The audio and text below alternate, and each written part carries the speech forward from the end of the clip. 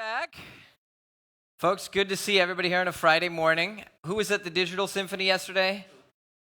It's pretty cool, huh? I mean, I was pretty blown away by that entire performance. And we've got a concert at Moods tonight, so we got a lot of other cool things coming up. Who here went to a couple labs yesterday? Very good. Who signed up for labs today? Good. If you have not, I did see a few hands not go up. Please do go to checkout. You have another chance this afternoon. Folks, we're going to start off today to talk a little bit about the automotive industry. We had the founder of Tesla here on Wednesday, but we're here to talk a little bit about AI in automotive and specifically about what does it do on the production side and different things. Ladies and gentlemen, please welcome Barbara Sichler from Volkswagen. Thank you.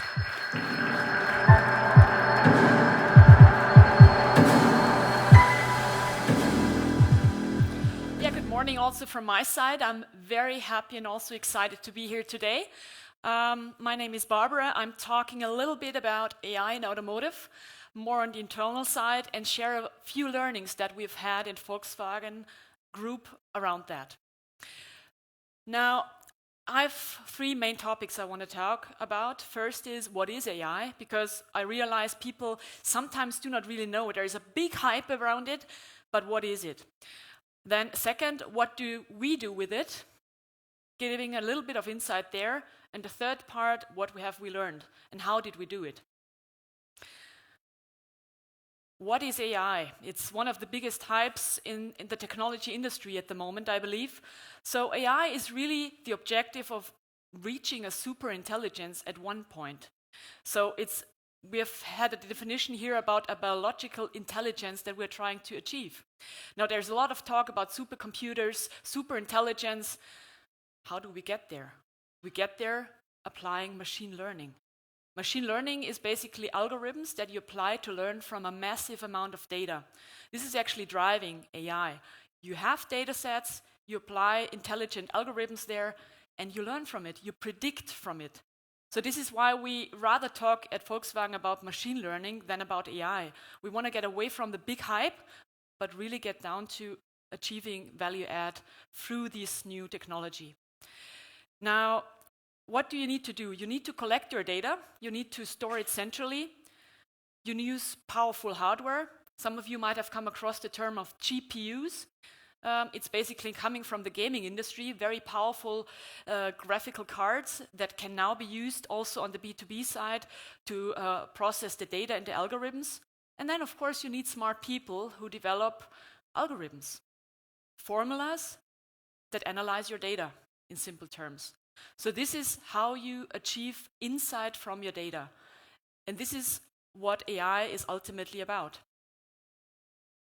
Now, AI has been out there, or machine learning, for a long time, for at least 20, 30 years. So this morning I talked to a colleague here saying, well, even in the 60s there was some talk about tomorrow we'll have the big AI thing and the super intelligence. Well, we have 2017 now, and we still don't have that massive super intelligence. We're still working towards it, but why it's getting such a hype is we have a massive amount of data. A couple of years ago we did talk a lot about Internet of Things, about devices that connect to the Internet. Today, this is, for example, one of our cars. And with all these devices connecting to the Internet, you can collect the data therefrom. So you have huge amounts of data. I did touch a little bit about the computing performance already, about GPUs. So you have the Moore's law, some of you might be familiar with. So you have the power of computers growing every 2 years, doubling basically. And then what is also, so these factors are really driving the development. And what is quite new is also the open source approach. I've been, if you study my CV, I've been in IT for 10 years. But what is really new for me is that algorithms are open source today. So these are being shared. So the tricky part here is really, of course, the infrastructure bit, getting that set up, but also collecting your data in the right way, process it, and get it ready for use. So, for example, on open source, Baidu in China is one of the biggest companies applying AI across various industries, from payment, social media interaction, and so forth. And even they share very openly the insights they gain and the algorithms they gain so the community can learn from it. So that's pretty impressive, I think. So these are really the three main drivers there. Now coming to the question, what can you do with it? Just to start it very simply, AI is basically in everybody's life already today. Most famous one is Google. When you use a Google search, for example, if you want to look for what is AI, you get an impressive millions of hits in the web. Now, if you imagine you have to do a manual analysis on this, impossible. So you need machines to do that for you, to rank it by importance and relevance to you. Also, computers learn today from there. So this is just one simple application. Another very powerful area is, the ones of you using Apple platform, is Siri. Siri is actually recognizing your voice and also speech recognition and text recognition. It's a very powerful tool for the future that you don't have to manually type while you're busy with other things, but you just talk to a machine. And this is, of course, the same as for Google Now or from Alexa from Amazon, you might have come across. Now, coming towards Volkswagen Group, why is AI important to us? Of course, the first thing you're going to think about is when you hear about a car manufacturer is autonomous driving. Obviously, this is one of the most important areas and key areas from us. Some of you might have followed the automotive show in Frankfurt, IAA, these days, where Audi just did massive announcement the past 2 days on their AI program and how they're going to develop products and services. So this is publicly quite known. But I want to venture off with you in an area that is not so publicly known, how we apply AI inside Volkswagen and why. Now, one is, of course, digital services and products across all sorts, in the car, outside the car. And the second area is the smart enterprise area, where I'm going to show you in a minute a few use cases. The idea there is to optimize and maybe in the future even automate processes. There is huge power there, huge potential there. So across the entire value chain, we do a lot of things there. So from technical development, production, procurement, you might be familiar with it. It's a very standard value chain. You can apply AI or machine learning in various sorts. Now, let me introduce 3 concrete examples of what we do with AI. First one being the virtual sales planner. Can you imagine we have a car program of 50 to 100 different models and variations you can basically put accessories into your car. You can imagine if you have to plan that centrally for a market, the complexity is so huge. You cannot even manually plan for all the possible combinations. But still you have to make a very wise decision, because once you plan your sales, these cars will sit on your stock. So it will bind capital in your company. And what we have done with one of our first test markets is actually analyze 4 million configurations of our customers and 300,000 car orders to come up with the ideal configuration of a car. And that is a quite powerful tool, but that we were able to realize quite a few savings and also optimizations to help make the sales planner's life easier. That is what it is about. Another area is the all-time parts prognosis. Now, Volkswagen has some 90 million cars in the car park for our customers, and as an OEM, we have to service these cars for 15 years. So you can imagine planning the right parts in the right amount for the right markets and the right warehouse in time is a huge challenge. Now, what we've done with AI is we've analyzed the 450,000 parts that we have, the possible combination for the 15 years of the lifespan by looking at past data. What did customers buy?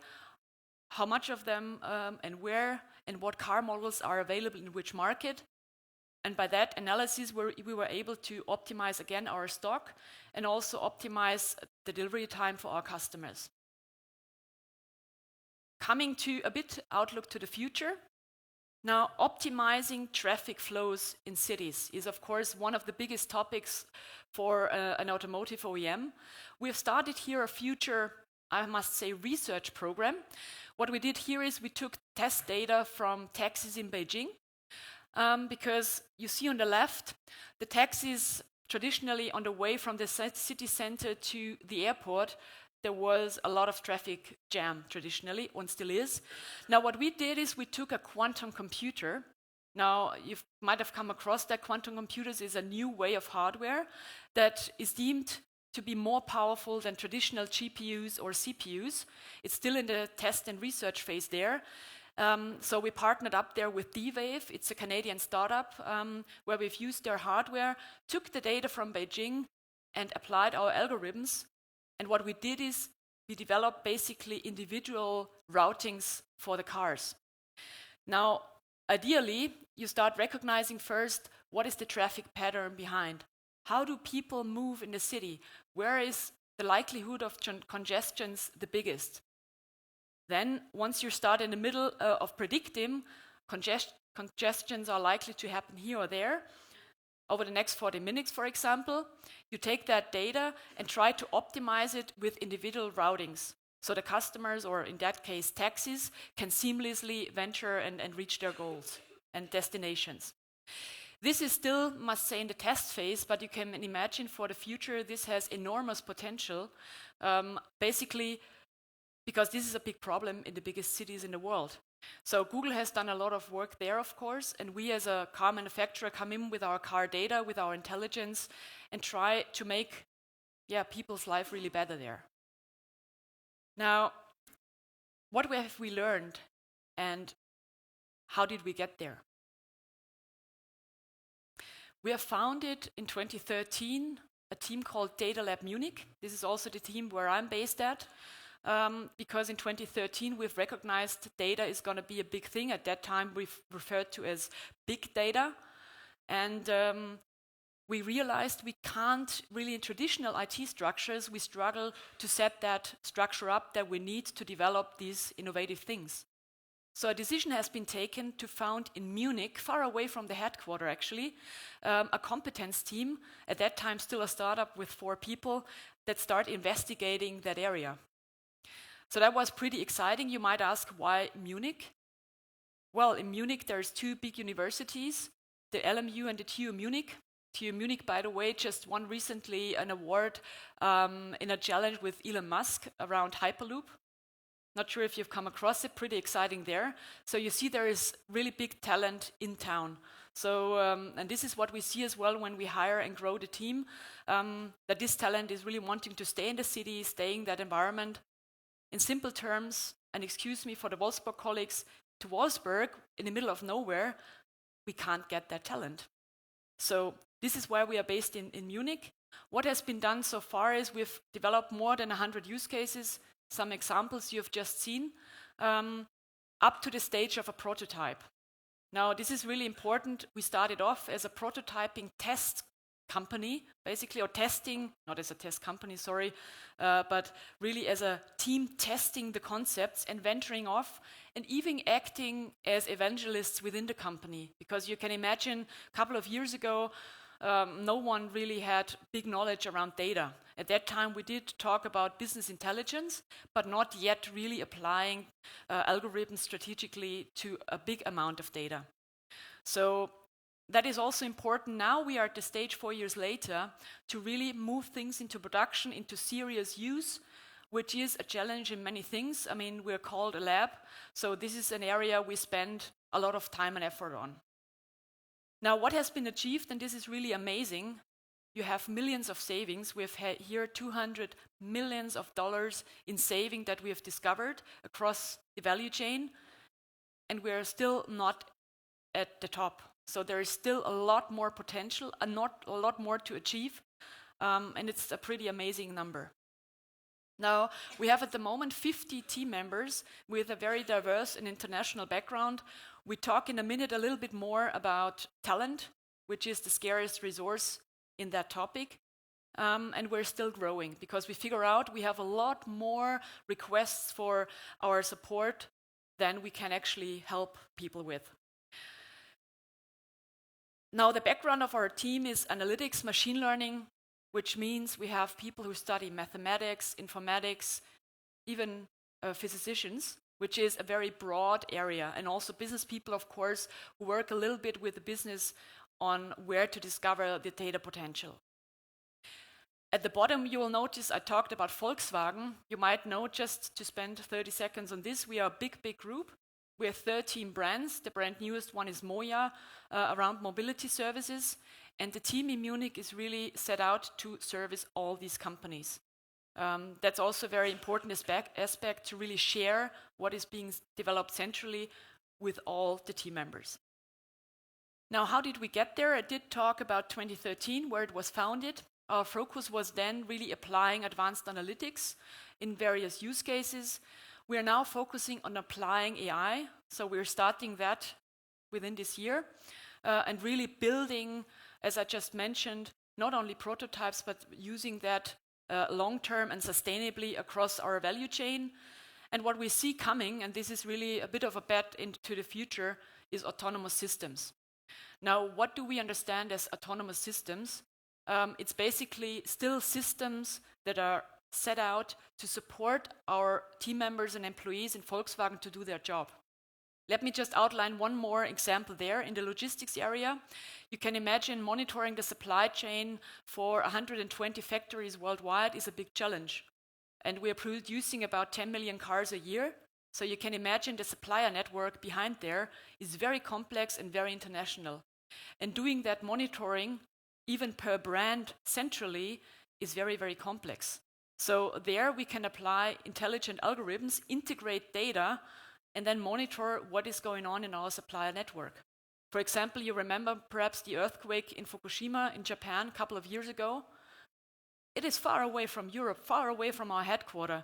But even then, when the first predictions were coming that an earthquake will happen, first alarms were going on saying, guys, there might be a problem in your supply chain. And at the end of the day, the impact was there. There were some colorings produced close to Fukushima that we just couldn't get delivered because the factories were destroyed at that time. So it just gives you a little bit of flavor of the complexity we have there and the potential also we have there. If there's a system that automatically alerts you as a logistics expert saying, oh, there's something coming up. The same applies if you integrate weather data, for example. What happened just recently in the south of the US, where we also have a factory close there, it's a massive impact also to your supply chain again. So this is just another example where we see the future going. Now, what I'm actually very proud of, that we have built in Munich a very interesting ecosystem. We have talked about the team members we have on site, very skilled. We have, since last October, we are very proud of a fundamental research group. Now, you might ask, why is Volkswagen having their own fundamental research group? Reason there is, things are getting so complex and we want to make sure we are not only applying what others developed, but we are contributing to this community as well. I've talked to you before about sharing what has been developed, about open source. This is what this group of currently 10 people with Professor van der Smaakt from TU Munich does. They're investigating time and effort to advance the algorithms that are there for deep learning, reinforcement learning, you name it. Very complex topics. And we give that back to the community.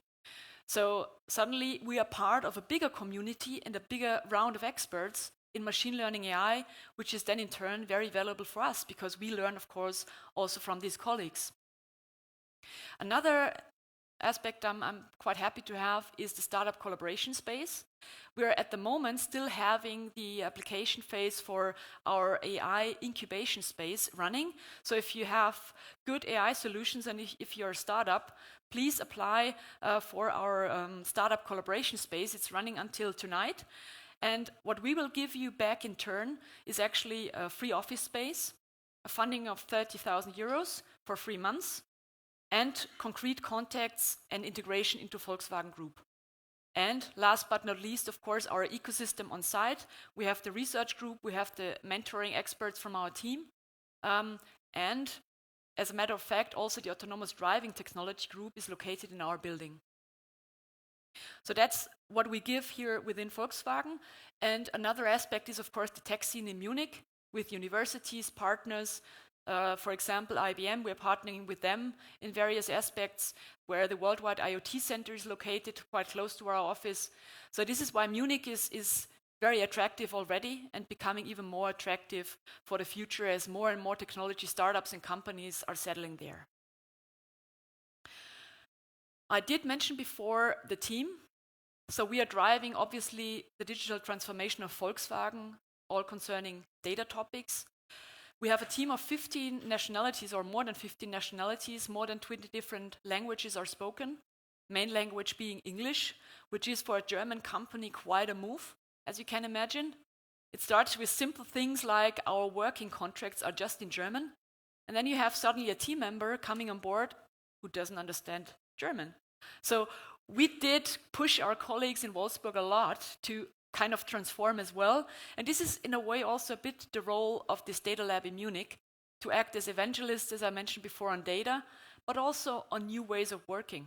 Because you imagine agile development in the terms of data is a lot faster, a lot more flexible than the standard corporate IT that we have. So this is a very interesting and at the same time challenging task for us, where I get very excited about to transform also our traditional IT colleagues. Now, let me come back to the talent. Diversity is very important to us because, as research also documents, it fosters a climate of innovation. I can openly share with you, I've been, just mentioned it, a couple of years in IT, also holding people management responsibilities. Now, the guys we have here in the team are extremely challenging. Now, if you take a decision on something, they really want to know why you're taking that decision, and they want to make sure you take the best decision for everyone on the team. Now, that can sometimes be a bit tiresome, but on the other hand, it's exactly what I'm trying to say here. It creates innovation because it makes you think differently. And the guys and the girls on the team force you to think differently. And this is what I've found very exciting and also enriching for myself, for my personal development, even as their people manager. It's a different climate, really. And the unique ecosystem is very important also to our team members. Why? Because there is extreme scarcity of talent. So if you're looking into investigating into data solutions, the first and foremost thing is figure out a way to get talented people. Headhunters are all over the place. I mean, platforms like LinkedIn and so forth are just fostering that development. But this is really one of the key learnings. Attract talent and figure out a way to keep them. And one of our answers is, amongst others, we have that ecosystem that allows them not to lose their skill while they're with us, but to grow while they're with us. You remember the startups contribute, the research group contributes, and also the colleagues amongst each other, because that background is so diverse, contributes there. So this is one of the key lessons you'll see later on in my summary as well. Talent is the key. How do we work? I think you might be familiar with it. The only thing here is AI research, fundamental research I've talked a little bit about. They help us really to apply their newest insights to what is being done in the applied side. So if you want to do a project with us, we start with designing your idea. You might have come across design thinking. It's a methodology to kind of structurally break down your ideas into concrete, use cases, as we call them. Use cases in terms of a small project with a concrete objective. We do a lot of consulting service there because we realize colleagues across the group are not yet that familiar with data and what to do with them. So the first question we ask is basically, what is that you want to achieve? And the second question is, what data do you have? And then we break it down is what can be done, what are relevant questions. And what is also important to us, we start small and want to discover very fast if an idea is valuable to follow up or not. Because traditionally in IT, some of you from working on SAP projects, you have these massive, big things. What we want to try to do is start small and evolve incrementally there. The second type is prototype. I've mentioned before already. This was our traditional focus until, let's say, end of last year, to come up with solutions very fast up to the level of a prototype. Now, the data lab, we talk about data lab 2.0 or even renaming the lab towards a technology center now, we go into implementation. So our business has sustainable value there and can apply what has been discovered in a prototype for their daily work, basically. We refer here not to AI in the artificial intelligence way, but to augmented intelligence that we apply, which means basically, as I mentioned before, this technology is helping you doing your daily job a bit better and easier. And of course, you have operation there as well, which is done by our colleagues in Wolfsburg mainly. So a lot of know-how transfer is being taken from the decentral team in Munich to the headquarter IT in Wolfsburg. Now, key lessons learned from our side. We did talk about the talent. So this is where I, putting myself into someone's shoes who is just starting off, think about the talent, how to attract, how to keep them. Then second, develop a data strategy. It might sound stupid because obviously you need a strategy, but we figured it's not that easy because some areas do not collect data at all maybe. Other areas do collect data but in a wrong way. So figure out conceptually really what you want to do. Then of course the third element, it's about technology. Build up technology platforms, get the right providers on board, and implement it for you internally. And fourth, last but not least, it's also about culture. I mean, this summit is about digital transformation, and so it applies here as well. Transformation is not just a technology thing. It's also the readiness of people in their minds to open up, to share, and to discover new things. And these are really the four main things I wanted to bring here today with me, because I think these are the four most relevant insights. Of course, there's a lot more technology aspect we could talk about for hours and hours, but this is actually all I wanted to share with you today in my main speech, and I think now we're open to more specific questions. Thank you. Perfect. Thank you. I want to open the floor to questions. I mean, how many of you? Oh, perfect. Hold on, let me get the cube here. We learned this. We're not going to throw this thing. It's a terrible idea. Here you go. Good morning. Thanks for the interesting speech. I think I learned a lot. And one of the questions also about like data and how you use data was, as I'm driving one of your cars, and I really like that kind of like already steers automatically without being autopiloted. Do you collect that data, like the performance of that, and do you like work with that? Because I kind of like expect that that it gets better while I'm driving it. Yes, I mean, not our group in Munich, I have to say. We're involved in some of the motor and assistance systems, but at a very low level. But yes, as far as I know, this data is being collected, and this is exactly what Audi tries to do and figure out with the group to make these assistance systems better and evolve them gradually into an autonomous vehicle. That's cool. Yep. Cool. Pretty exciting also. It is. Thanks. Perfect. Cool. Do we have any other questions in the audience? Oh, perfect. One, just pass it, one back. We'll just go row by row. So. Right. You mentioned the different cultures between Wolfsburg and Munich. Can you say something how that works once you start implementing your ideas back into corporate R&D departments? What's your experience there? Yeah, yes, you're hitting a very critical point in that entire value chain. And I have to say we are very fortunate to work with really kind colleagues who are very open to change. But you hit the point of having a two-speed IT. In the lab, we have traditionally a lot of freedom to develop things. And suddenly you hit an IT whose focus is to run stable systems.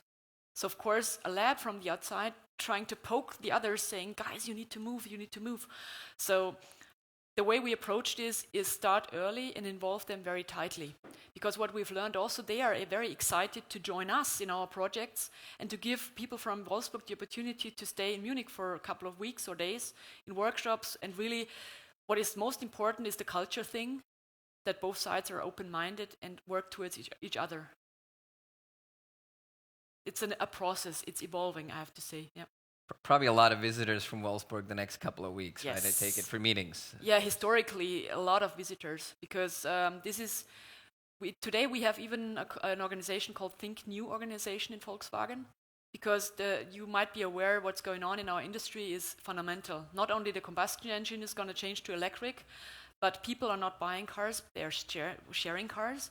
So also the way we do things has to change. Hardware is our greatest strength, and we need to augment that with intelligence and software business. So just to summarize that. And it's a process. It's not done yet. We are right on that journey. Perfect, thank you. Do we have any other questions? We got time for a handful more questions. Who's working on some... Oh, perfect, right here. Good morning. You were talking about design thinking and how you apply it.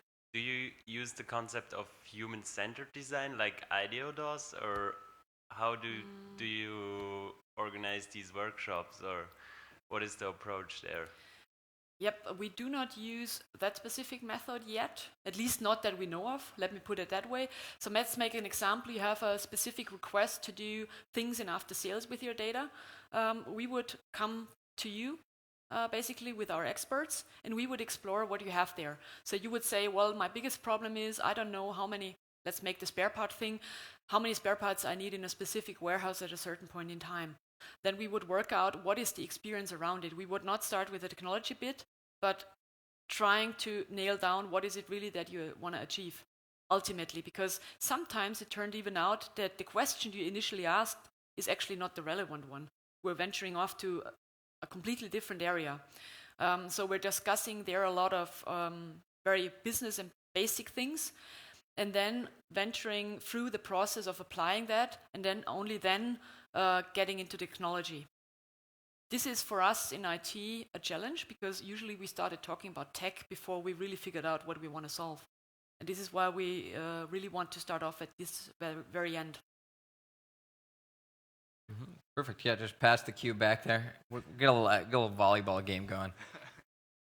Very specific question, actually, because what you do seems to be in very high demand, also within the company, within the group.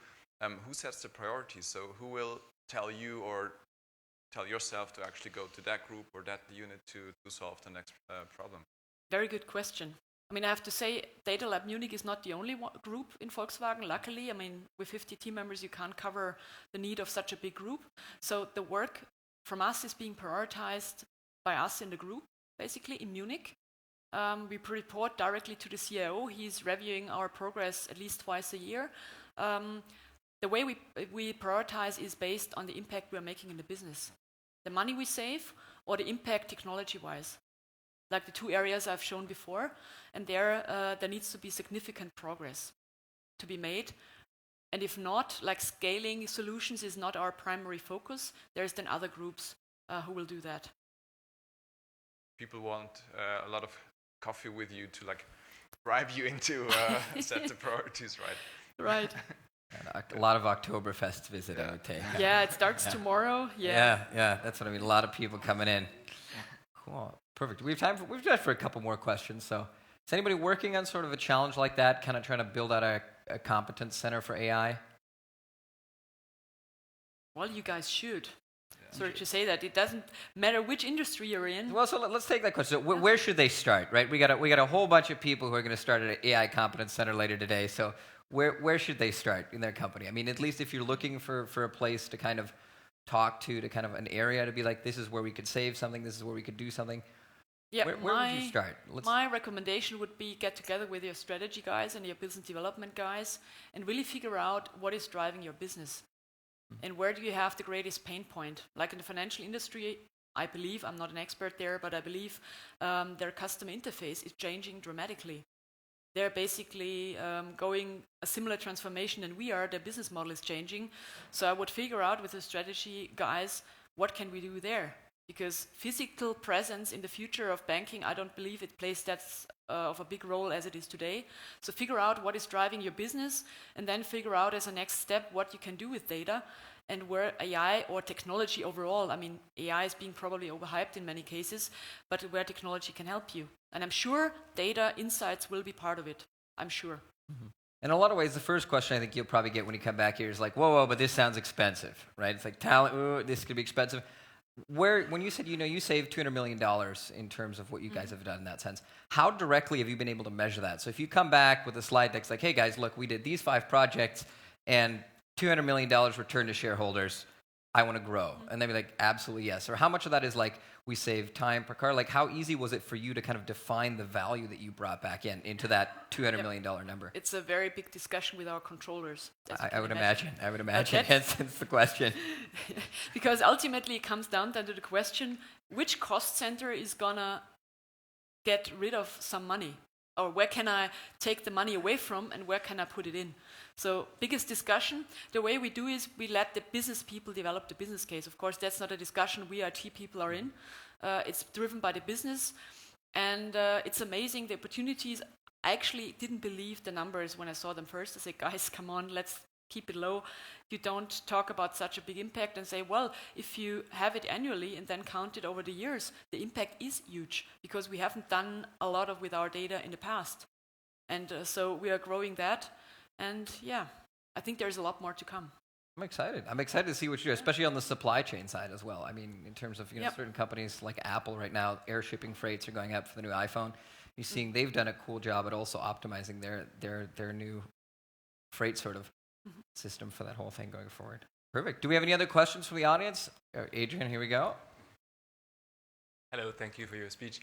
Let's say the ethical question is also a very big question. The whole autonomous, specifically on autonomous driving part. Do you also address that in a certain way? Very good question. It is a very big topic. Once we come into autonomous system, yes. I have to say we have no concept ready and no answer ready for that, but we are following that up at various different levels from strategy side, also technology side. And if you're going to the direction of what Elon Musk is criticizing about the AI hype that machines can get out of control, I don't see that risk in short term. But in long term, definitely we need to think about regulations because you can do a lot of things with technology, as we know, not only with AI, but also other things. So the only way to fix that is regulation. And the ethical side, yes, it needs to be addressed, definitely. It's on our agenda. Please, throw it back. There you go.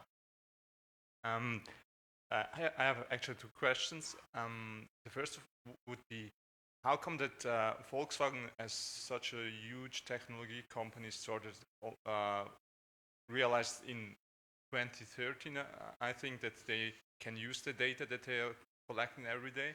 And the second part would be, I mean, you are a company of more than 200,000 people, I guess. Are you really the only guys that are using data within Volkswagen, or are there many more teams that are working on it? Okay. Let me start with the first one. How did it come about in 2013? It was actually our CIO, Martin Hofmann, together with my predecessor, Conny Schaurecker. The 2 of them were sitting together and thinking like, well, everyone is talking about the big data hype. What are we doing? So they discovered there is no structure to that. So they started with, I think, 3-4 people in the MAN offices downtown Munich to start developing concepts, very small. And this is what I wanted to show with the slide before. It has grown and it will grow in the future for sure. Are we the only ones? No, definitely not. There is quite a few groups, luckily, within Volkswagen. Just to answer the question, we are 600,000 employees worldwide, so huge. We have 120 production facilities. Most of the people, of course, are producing cars today, and in the future, same ratio. We have major groups in the US, downtown San Francisco. We have many more labs, not just the data lab, the smart production lab in Würzburg. In San Francisco, it's the digital lab, developing all sorts of things. In Berlin, we have the ideation hub, digital lab as well. So there's a number of groups across the company, luckily doing that.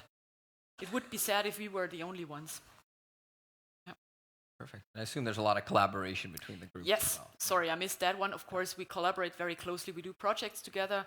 Even across time distances, that works out really well. We have also personnel exchange. So if you build various groups, very important to have similar views. Like one of our CTOs, or our CTOs just changed over to the US last year. And we're still maintaining close collaboration. The B-Wave quantum computing project that I've referred to, we do together. Yeah, cool. Perfect. Yeah, we got time for another one or two questions. Good Thank catch. you. You mentioned that you have some collaboration, new inspiration from also the research area. Do you also share data to this research area? Very good question. To my knowledge, we don't share that today. We share in open source manner our insights. So algorithms in a database. Because the data is a critical point. I know that some of our competitors like BMW start sharing very openly their data from the connected car space. At Volkswagen, to my knowledge, we are not yet there. And I can't really answer if this is our strategy really long term. Okay, this is the hardest part for research, to get this data to. We know. Okay. We know. I had one point technically up there earlier around data. So we do not only collect data, but we also produce data in a way, mechanically. So this is how the research, and we also use public data, of course, that for example, for the D-Wave example on routing. So this is how the group operates, basically. Okay, thank you. You're welcome. Perfect. Yeah, we have time for one more question, if anybody would like to ask the last question. Oh, there you go. Just one down. Okay, totally different question.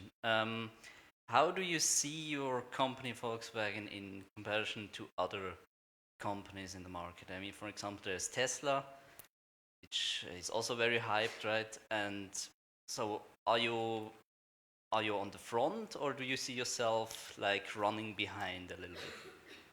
I hope for an honest answer, actually. That's a tough question. That's a tough question. Yeah, let me take it from that side. I personally have high respect for Elon Musk as an entrepreneur. What he is doing with automotive is amazing, but also in other areas, really high respect.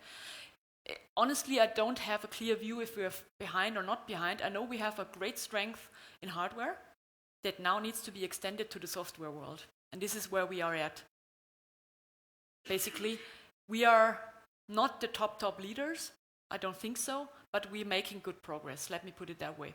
And I'm very confident with the talent we have on board, we definitely be part of the mobility future. I have no doubt about that. It's with 600,000 employees, you're forwards in some parts, probably a little behind in others. Yeah. So I think that's a good way. Ladies, I just want to say thank you very much for being up here. Thank Very you welcome. for taking so many questions. Thanks And we for have a having little me. something for you here. Oh, wow. We got you a stylish bag ready for Oktoberfest. Wow. It's not blue, but That's cool. that's what the headset's for. Wonderful. So thank you very much. Thank you so for much. being here today, and thank you. And if you're gonna be around afterwards, Yeah, to answer sure, some questions, definitely. People around there. Perfect. Thanks- Thank you very thanks much, for ladies and having me. gentlemen. Round of Thank you. applause. Folks, we're moving on from the car space. We've done cars. This festival. We've done cars. So next, we're moving on to somebody who's done a lot of pinning, over at Pinterest. He was the CTO at Reddit, and I just found out that he was actually the boss of one of my good friends from high school. So, small world, ladies and gentlemen, please welcome Marty Weiner. Thank you.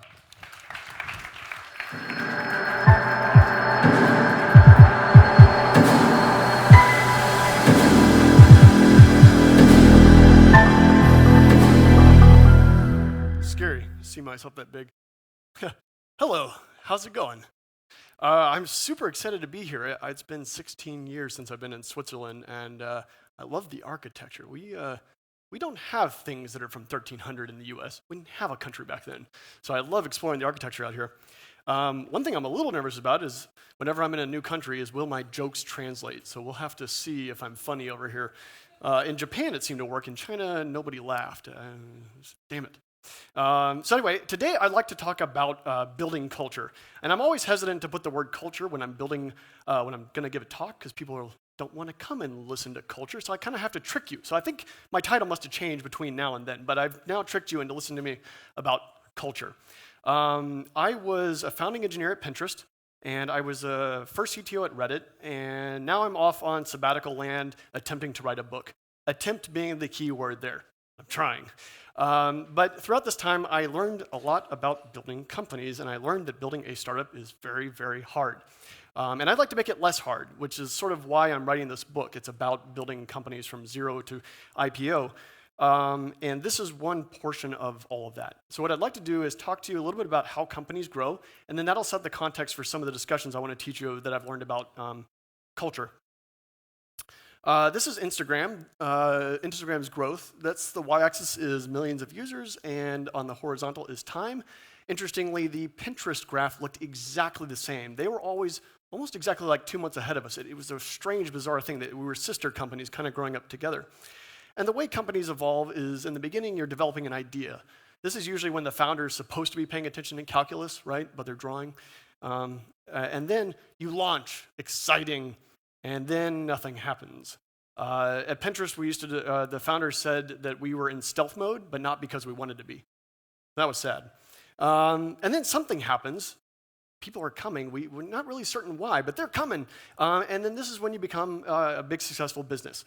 That traction time is interesting. So what I'd like to describe to you now is what the emotion is throughout that phase.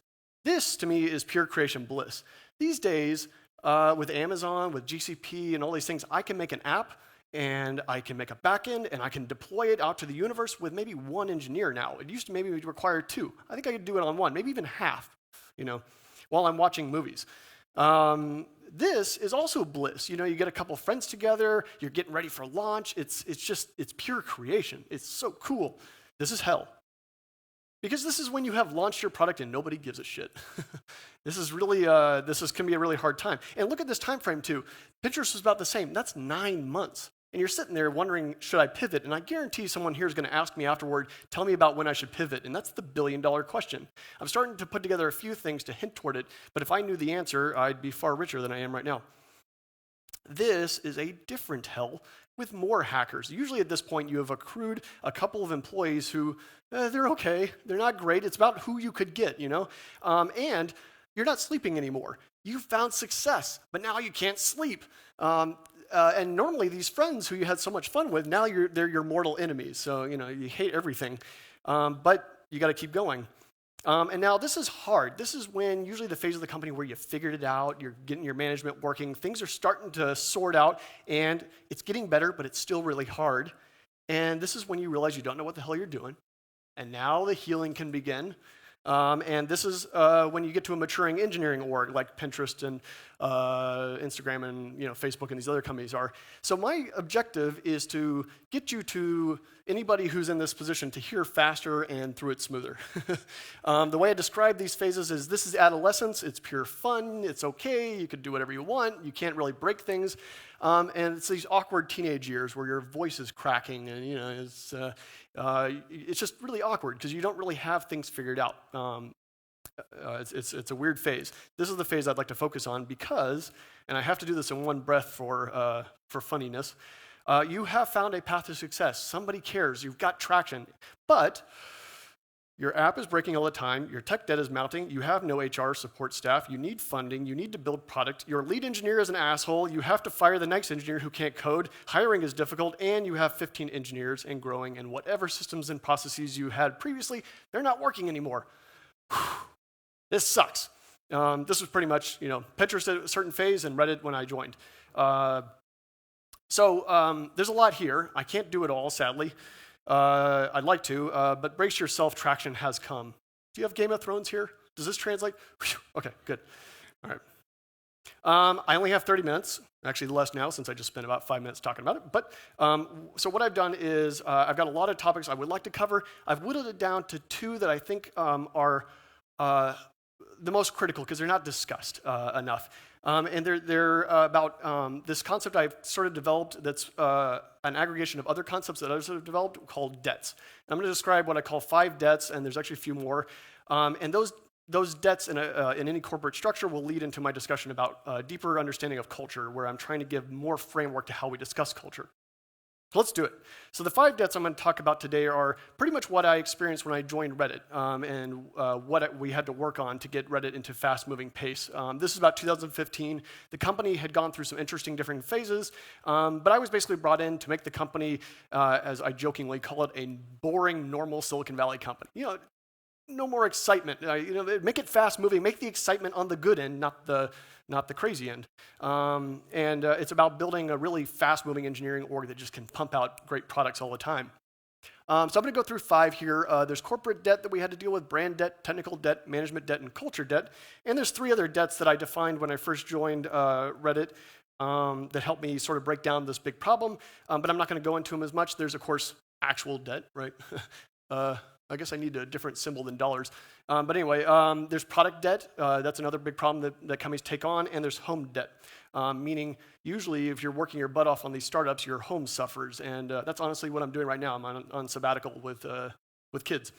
The thing about debt in a startup is it's okay to have debt. In fact, you should have debt. Because in the beginning of a company, you shouldn't be worrying about insurance forms. You as a founder should be worrying about your product. And if you are worrying about insurance forms, you're probably doing the wrong thing.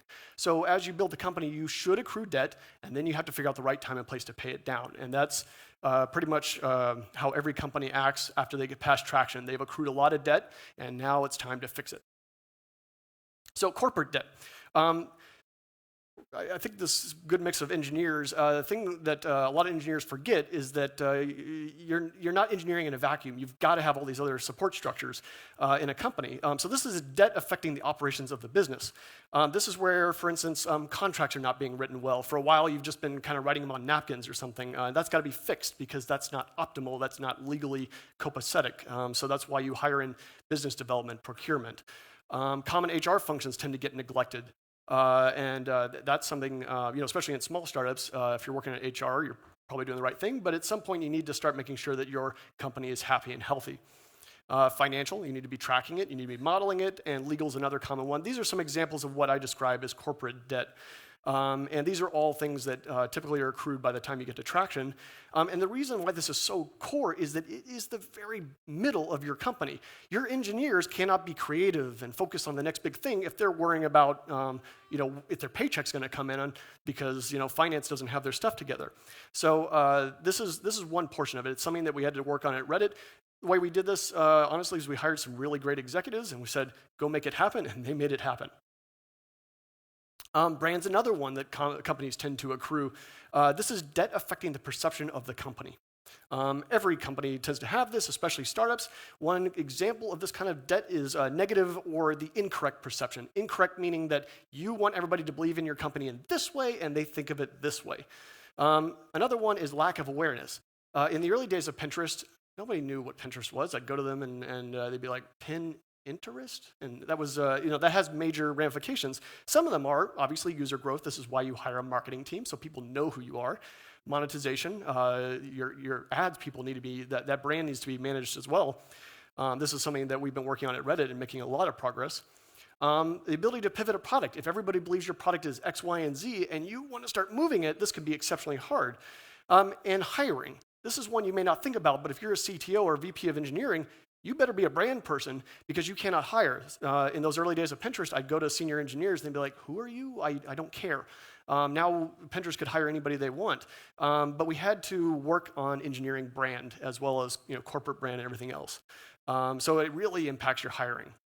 Classic thing is you'll find with startups when I advise them, they can't get an Android engineer. Which, by the way, if there's any Android engineers, please talk to me. I need some Android engineers. But it's really hard to get these engineers, especially if it's a small startup, because you've got to convince them in this amazing thing that your startup's going to do, and that's hard to do, especially when you've got companies like Facebook and Google offering very big amounts of money.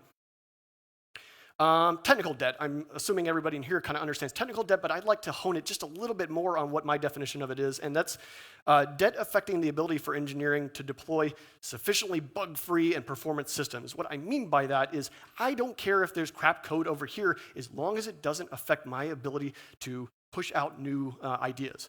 That's all that matters to me. As an engineering manager, my job is to make the assembly line build stuff as fast as possible and stuff that works. So examples, I'm sure this crowd knows this really well, but for instance, common one you see at startups is too many engineers committing to one source repo. This is why we have microservices as a concept, so that everybody has their own piece of the pie. Reddit, that was one of the first things I started working on. They had a monolithic code base, everything in one spot. If everybody's working on that, that's 300, if you get up to 300 engineers, that's 300 engineers touching the same code, breaking it all in unison, which is a beautiful thing. Not really. Insufficient testing methodology. This is another thing that I faced. This makes it hard for your engineers to confidently push more stuff out and usually means that you have to pull back. So this makes everything fragile. Poor peer review. Actually, Reddit had really good stuff. This is something we had to develop at Pinterest, and this is about making sure that there's a good wisdom sharing and that your code is actually decent. difficult to deploy system, bad code, and what that can lead into is bad code leads into a lot of problems. And then there's poor performance. If you have poor performance and you got to deploy the thing, this is a common problem at companies that are scaling past their ability to keep up with the performance. And what this can affect is, again, back to the core purpose of what I believe engineering is, which is the ability to turn around product ideas, to make whatever idea they have reality quickly. And it also hampers your ability to onboard new engineers. If I want to get in some contractors and I want to bring in 10 and I want to accelerate everything and it takes them 4 weeks to get used to the code, I spent 4 weeks worth of contract work and I'm 4 weeks behind. They should be able to get in and be active in maybe a couple of days, depending on the product, obviously. Management debt. This was a term coined, I think, by Joanne Bradford and Ben Horowitz around what happens when you neglect management. There was this experiment that Silicon Valley tried. I don't know how wide-reaching it got, but there was the no management thing. Wouldn't that be an amazing utopia? Until you realize, oh wait, managers do things. They're not just jackasses who tell you not to do things. And so this kind of hit Silicon Valley, and now it's kind of a joke that this was done before. This is debt affecting effective operations of an engineering team. What you're really talking about is you've got all these people, and you want them to work well together. And you can have these great ideas that maybe if I just let them all go, it'll all work, and it ain't going to happen. So examples of this. I remember one day at Pinterest, we had a person come in and they had a couple people draw up the organization chart, and there were about 10 different opinions.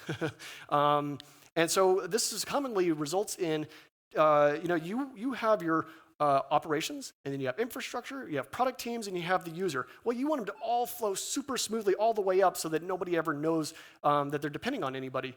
And so if you don't have an org structure that's targeted at your customer, you're usually leaving a lot on the table or you're just not functioning. Another common one you see with a lot of startups or younger teams is the mission, the vision, the values, and especially the prioritization are not well defined. This is commonly because management's not doing their job. Planning and execution are not smooth. What I love in a good, smooth running universe is you've got maybe like a weekly cadence, and every week you keep pushing everything forward. Everything's organized, and it just works in such a way that your engineers don't have to care about all that crap that the managers do. They just get to code and do beautiful stuff. And if you don't have all that, usually it impacts your engineers' ability to have fun making code. And very pronounced is your communication lines usually break down. And now you have fighting between teams, you have mistrust, and I'll get into that in a little bit more. And also there's the individual engineers. Lack of management generally means that those engineers are not getting the attention they need. I don't know if you've all had this experience where you have one manager with 30 directs and you're like, it'll be fine. No, those engineers are getting no attention, and there's probably one that's making the rest miserable, and it starts to blow up from there. And these are all things that you can classify as management debt as you're trying to piece apart your company and understand where your problems are. It affects happiness and growth of your engineers. It affects trust, and it affects the ability to predictably build something and get it out, because you need all these engineers working in cadence to get something out when you say you want to get it out. Culture. Okay, so let's talk about culture. Culture was interesting when I started to tackle it at Pinterest. I basically was told, hey, go figure out culture. And I was like, oh, okay, well, what the hell is culture? So I realized that in Silicon Valley, I don't know about out here, but there was no good way of even talking about culture. It was this buzzword. People like to talk about it, but yeah, we have a good culture. We believe in culture. Well, what is culture? So I did this experiment. I talked to a bunch of people, and I asked them the same question, what's your company name? I talked to people at LinkedIn, Amazon, Pinterest, Facebook, Reddit, just anybody I could get my hands on. I asked them, tell me about your culture. And the way they would talk about it was in these ways. We're a secretive culture. You could think of like Apple keeps their stuff really tight, right? Versus transparent. This is a little bit more like Reddit is. Just everything is open. Warm and friendly versus direct and painfully honest. That's another common one. Warm and friendly would be like what I think Facebook and Pinterest describe themselves. Direct and painfully honest is what Amazon describes themselves. And what's fascinating about all of these is that they all work for that company, which is great. I think that's one major important portion of the culture, but what's missing that people don't describe is what I think is a more common thing. What is necessary for building a company? So that I can go inside a company and say, is it good or not? So I kind of wanted to piece that together, and this is the framework I came up with. Actually, let me give you the precursor to that framework. Have you heard of Maslow's hierarchy of needs? Is this sort of well known? Okay, so I don't need to, I'll describe it just briefly. This is created by Abraham Maslow in like 43 or something as a way of looking at what successful individuals, what they're made up of, what they're like. What we're talking about at the top is self-actualization, which is kind of a weird term for basically being all you can be. So if you want to be the best poet out there, you can be that. If you want to be the best doctor, best lawyer, if you want status, or if you want money, how did these people achieve it? And then there's these layers below it that lead into it. And the argument being that if you're missing these layers, it doesn't mean you can't achieve those things. It's just a hell of a lot harder. So things like esteem, belonging, and very critically is safety. This to me is about, will tomorrow be okay? So in places like where there's, in Florida right now with the hurricanes, you may not have a house. Actually, that even gets into physiological. But you need to trust that tomorrow will be okay. And in the physiological, that's where we're talking about things like food and shelter. And what I'm curious about is, how do these, if you don't have these, how does it ripple up through the rest of the system, right? Safety, by the way, this is where trauma victims tend to lie. Something will have happened in their life. The rug is now pulled out from under their feet, and they don't trust certain areas, and it ripples up in interesting ways. And that's how you can help trauma victims. So I took this and I basically mapped it to companies where your self-actualization, this is what the company is all about, what they're going to achieve for the rest of the time. It's their mission, right? The values, that's that part I talked about where it's warm and friendly, or it's direct. Whatever those values are higher up. They're what make that company uniquely that company. And below that, I've come up with this layer that is a little bit, I didn't want to name the layer. I tried to name the layer, but then I realized it got too damn complicated. So I'll just tell you what's in it. I believe these are 4 things that are critical for every single company. I don't believe that there's any of these that you can sacrifice. And I'll go into each one of these: trust, respect, motivation, and competence. The competence piece, I'm not going to go into as much. It's basically, if you want to achieve your mission, maybe your mission is to build rockets, and you don't have rocket engineers, you're going to have a hard time. So I'm not going to go into competence, but I'll go into trust, respect, and motivation because they're a little more nebulous, right? And then below that, you also have safety. And there's a lot into safety. We'll go into that. I'm not going to go into physiological, but you can believe the physiological would have an impact. If you're in an area that's poor and people are not eating and your company can't support them, that's a problem. Or if you're in a hurricane area and people don't have shelter, it's going to ripple up the whole chain from the bottom layer, which is really difficult. I'm not going to go into so much because I haven't studied it, because in Silicon Valley we haven't had these problems, but it's a fascinating area. Safety. Let me talk about safety. This is the bottommost layer that I'm going to consider, so it is absolutely critical, and I'll talk to you how I dealt with it at Reddit and Pinterest and how other companies deal with it. Do people feel tomorrow will be okay? And there's a couple ways this can come out. Discomfort about funding is extremely common in startups where the funding might run out. So this is also, you see this a lot in the movie industry these days. They make a giant movie and then they have to promptly shut down because they just used up all their money. So how does this ripple across your org? And I'll get into how you fix that. Discomfort about the company trajectory. Do people like where it's going? Do they believe in it? This can be a major problem. Discomfort about job security. There was this one startup I won't name, but they eventually died, and I think it was at least partially because if you read about the CEO and read about what people talked about, he was a jerk. He would jokingly tell people, only he said it was joking. I don't believe he actually was joking. I'm going to fire you.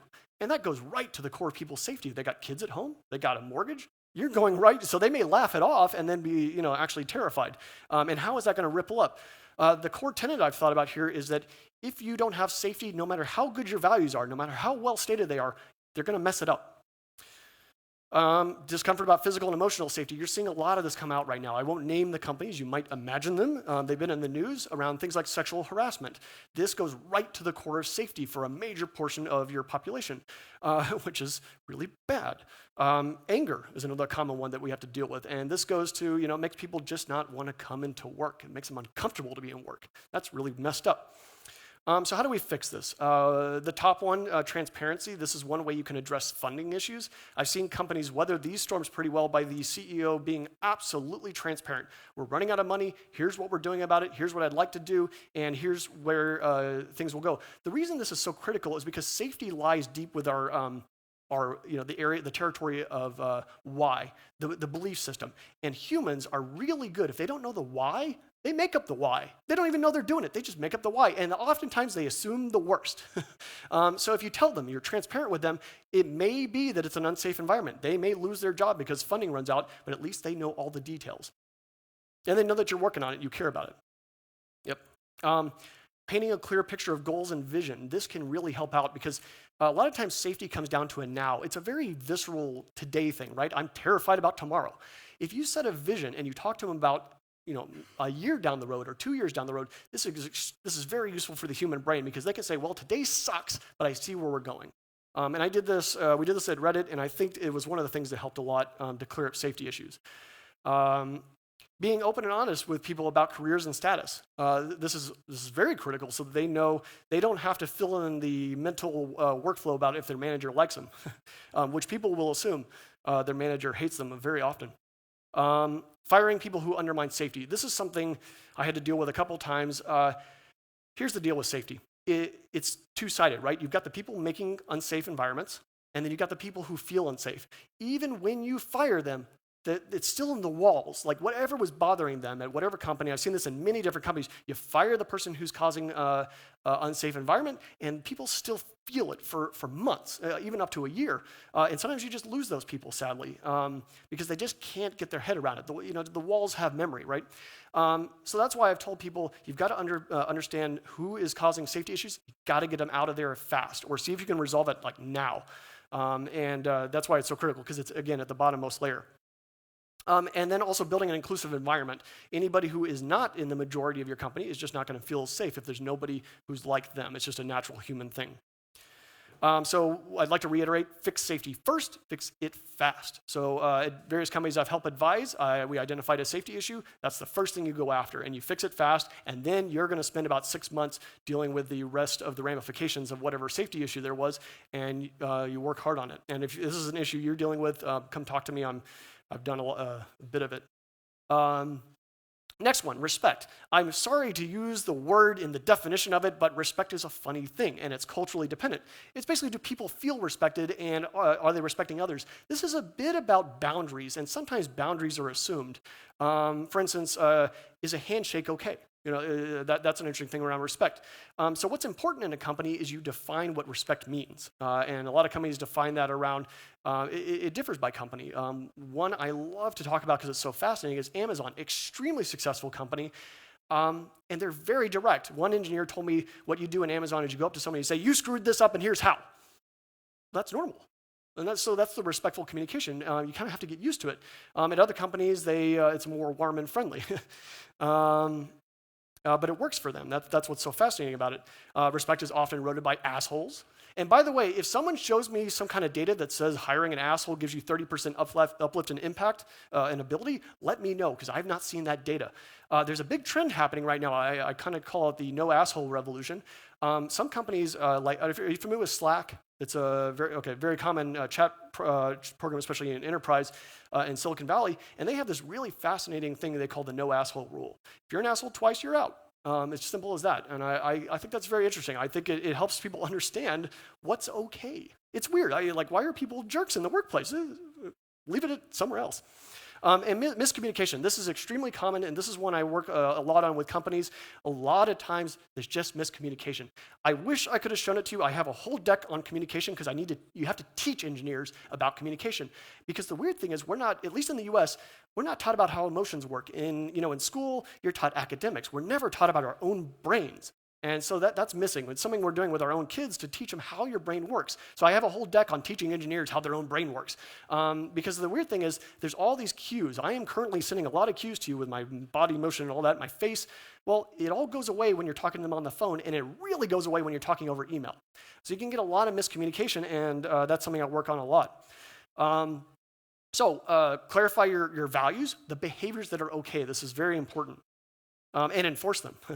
Hire carefully, fire fast. Hiring is a critical one, and this is why it's very important when you're hiring to have a diverse set of people hiring. Because I've definitely been in interviews where we had 4 males said yes, 1 female said no, and said the guy kept looking at me funny. I was like, that's not good.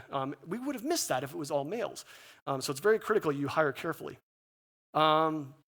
Teaching about communication, this is what I'm talking about. People don't know how their own brains work, much less how communication works.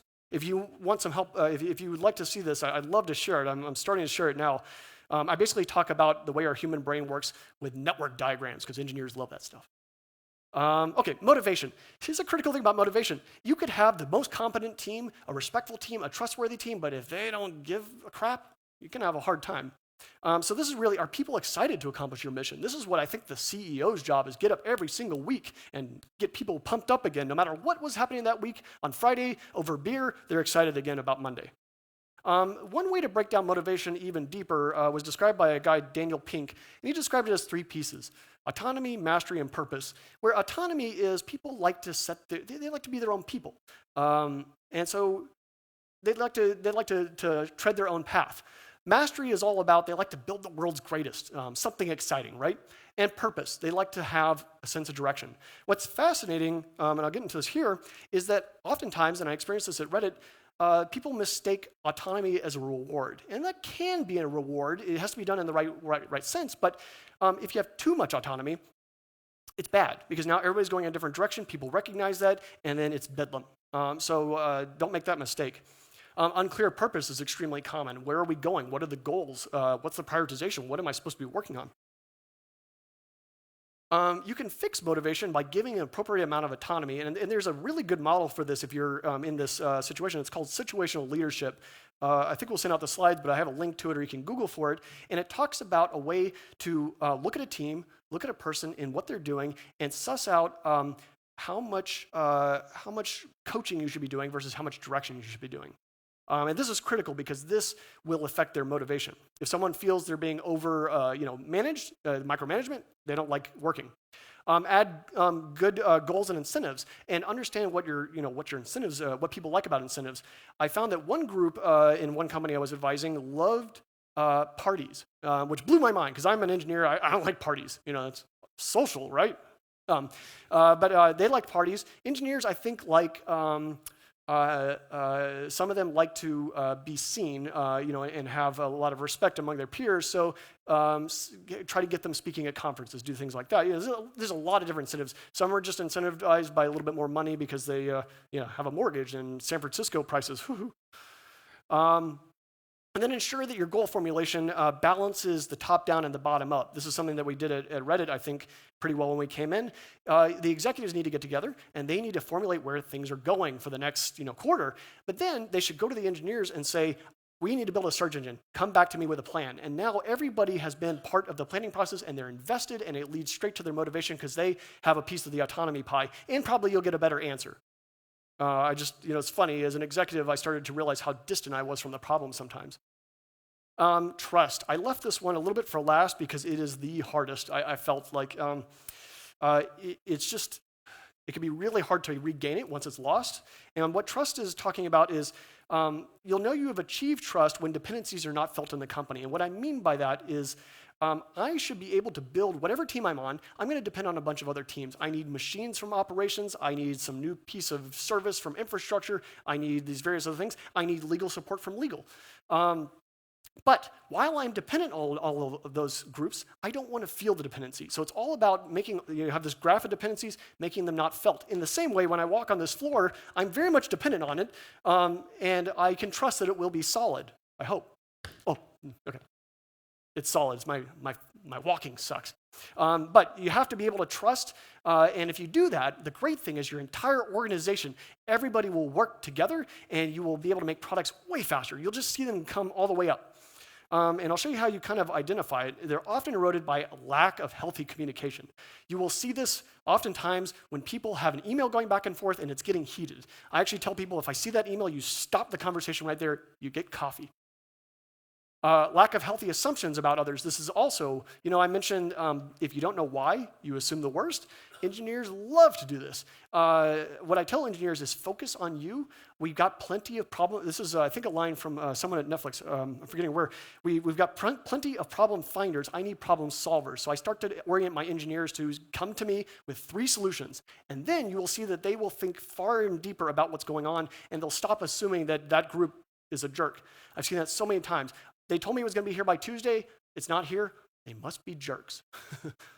No, So you got to actually teach people about what's actually going on. And so communication can help with that. Inconsistent delivery on promises, this leads to a lot of mistrust. So what we did inside Reddit that worked I believe worked really, really well, is to enforce when you set a date, that's maybe the most critical thing.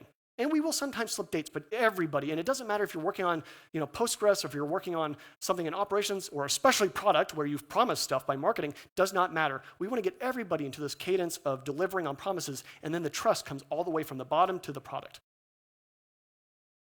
Sometimes eroded, and the reason I say sometimes is because I don't want people to assume these. Dishonest or subversive individuals. I've seen this once in my career. This is, don't assume, if you extend someone trust, don't assume that they're a psychopath. I've seen that once. It was very interesting, and I was like blown away because I was such a nice guy, seemed so smart, but it was all fake. His resume was all lies. It was really weird. But I've only seen this once, and that's why I say, do keep your ears open, but just assume that most of the people you hire won't have this, and I think you'll be happy. So how do we fix this? What I think is very important, especially for engineers and their teams, is they know who their customer is. And if they know who their customer is, their direct customer, then they reorient their job to making them happy. So you help them, you identify that customer. For instance, if you're on infrastructure, your job is not just to keep the site up, it's to make all the product people successful. Oh, wow. And then they start to actually orient, I think, to the direction that they're there for product. You're not just there for developers, which I believe was a mistake that was made in the 90s. Developer first. No, we're not making engineering for the sake of engineering. We're making products. Clarify team goals and ensure they're met on time. I believe the on time is so very critical, which is really weird. If I told myself that of 10 years ago, I would have hated myself. But it is so critical. And one of the things that's difficult here is a lot of engineers will not like this. But if you start to talk to them about the why, then they'll start to understand, oh, it makes everything faster. If everybody works together and they're all delivering on time, it means there's a culture of trust. Increased direct communication. I find this to be the most critical. I usually see two engineers fighting. They come to me and say, Marty, that guy's a jerk. Marty, that guy's a jerk. I don't think they're jerks. And I say, you guys got to grab coffee every single week, and then you see really good human bonding actually happen, because people don't like to call each other jerks to their face, and then they see there's another human on the other side. It's very critical. Go get coffee together. Go. It became almost like my knee-jerk reaction. And then increased communication of status. Everybody wants to know a little bit about what's happening, and this becomes critical that you find that right level. But I find that as you get every team to disseminate status, one of the side benefits is if someone comes to me and says, I don't know what that team's doing, I'm like, did you read their email they just sent out? Ooh. And then they actually become responsible for themselves to get up to date on status. It's also critical because some of your teams need to know status of all the rest of the teams. So if you're an operations team and that team is going to launch some product and that communication didn't happen, you should be reading all those emails and be like, wait a minute, something got missed here, a step got missed. And now you actually can stop problems before they happen. So I've kind of gone through a lot of these really fast, but I wanted to show you one more picture of all of these leading up. I use these for middle and safety tiers a little bit at Pinterest, and then I used them to pick apart Reddit. And the way I hope you can use them, I didn't go too much deep into them because I don't have time, but the way I hope you can use them is at least terminology and a strategy for how to take any organization, break it into these pieces, and then start to heal them, right? Anytime I have a big nebulous problem, I like to break it into smaller pieces. A couple of things I learned, and this is leading to the end here. If you don't drive your company's culture, it will drive itself, and oftentimes off a cliff. So you have to drive it. It has to be part of your job. I think CTO and VP of Eng, this is half of your job, culture, and the other half is making sure stuff comes out on time and great tech happens, right? But the second thing I learned that really was good to learn is fortunately the culture can be driven. I was a little nervous that this can be a really hard problem. This gets probably harder as the company gets bigger, but it can be driven. That's what's so critical, and I think it starts with you today. Just tonight, if it's a problem at your place, you can start to pick it apart. And if you need help, I'd love to help. So come talk to me afterward, or we'll grab email, we'll grab some coffee. And thank you. I'd like to open up to any questions. Much. I see that people were talking about some problems with autonomous driving cars. I think autonomous driving cultures could also have some problems in that sense. Yes. Perfect. Well, I want to open up the question round here. And by the way, those slides that you mentioned, we might want to post some of those if Yeah. it's okay, or we'll Let get them them figure out out this to you one. guys. We'll tweet them or something along those lines. Is anybody working on reshaping their culture right now? Oh, perfect. Can we get the cube, the blue cube of truth out there? To you? Yep, for the question. Yep, just pass it down. Perfect. Thank you for your speech. You said somewhere you have to guarantee safety as a pillar. But if you work in a big organization and you see that the market is changing and people don't want to open their eyes, you somehow have to tell them, see, the future is different. Otherwise you would lie to them, and that's not, then you're an asshole. Yeah. So what's your answer to that? Yes. How do you bring an org together if you've got a shift? The seeds are shifting. I think it goes back to transparency. Again, all the way back to that center of your brain that wants to know why and wants to fill in the reasons. And that's why I love vision. If you tell them where B is and you're looking out 5 years and you say, hey, look, the diesel engine's dead. The new thing's coming. And you're going to have a few people who are upset about that maybe. I actually don't know.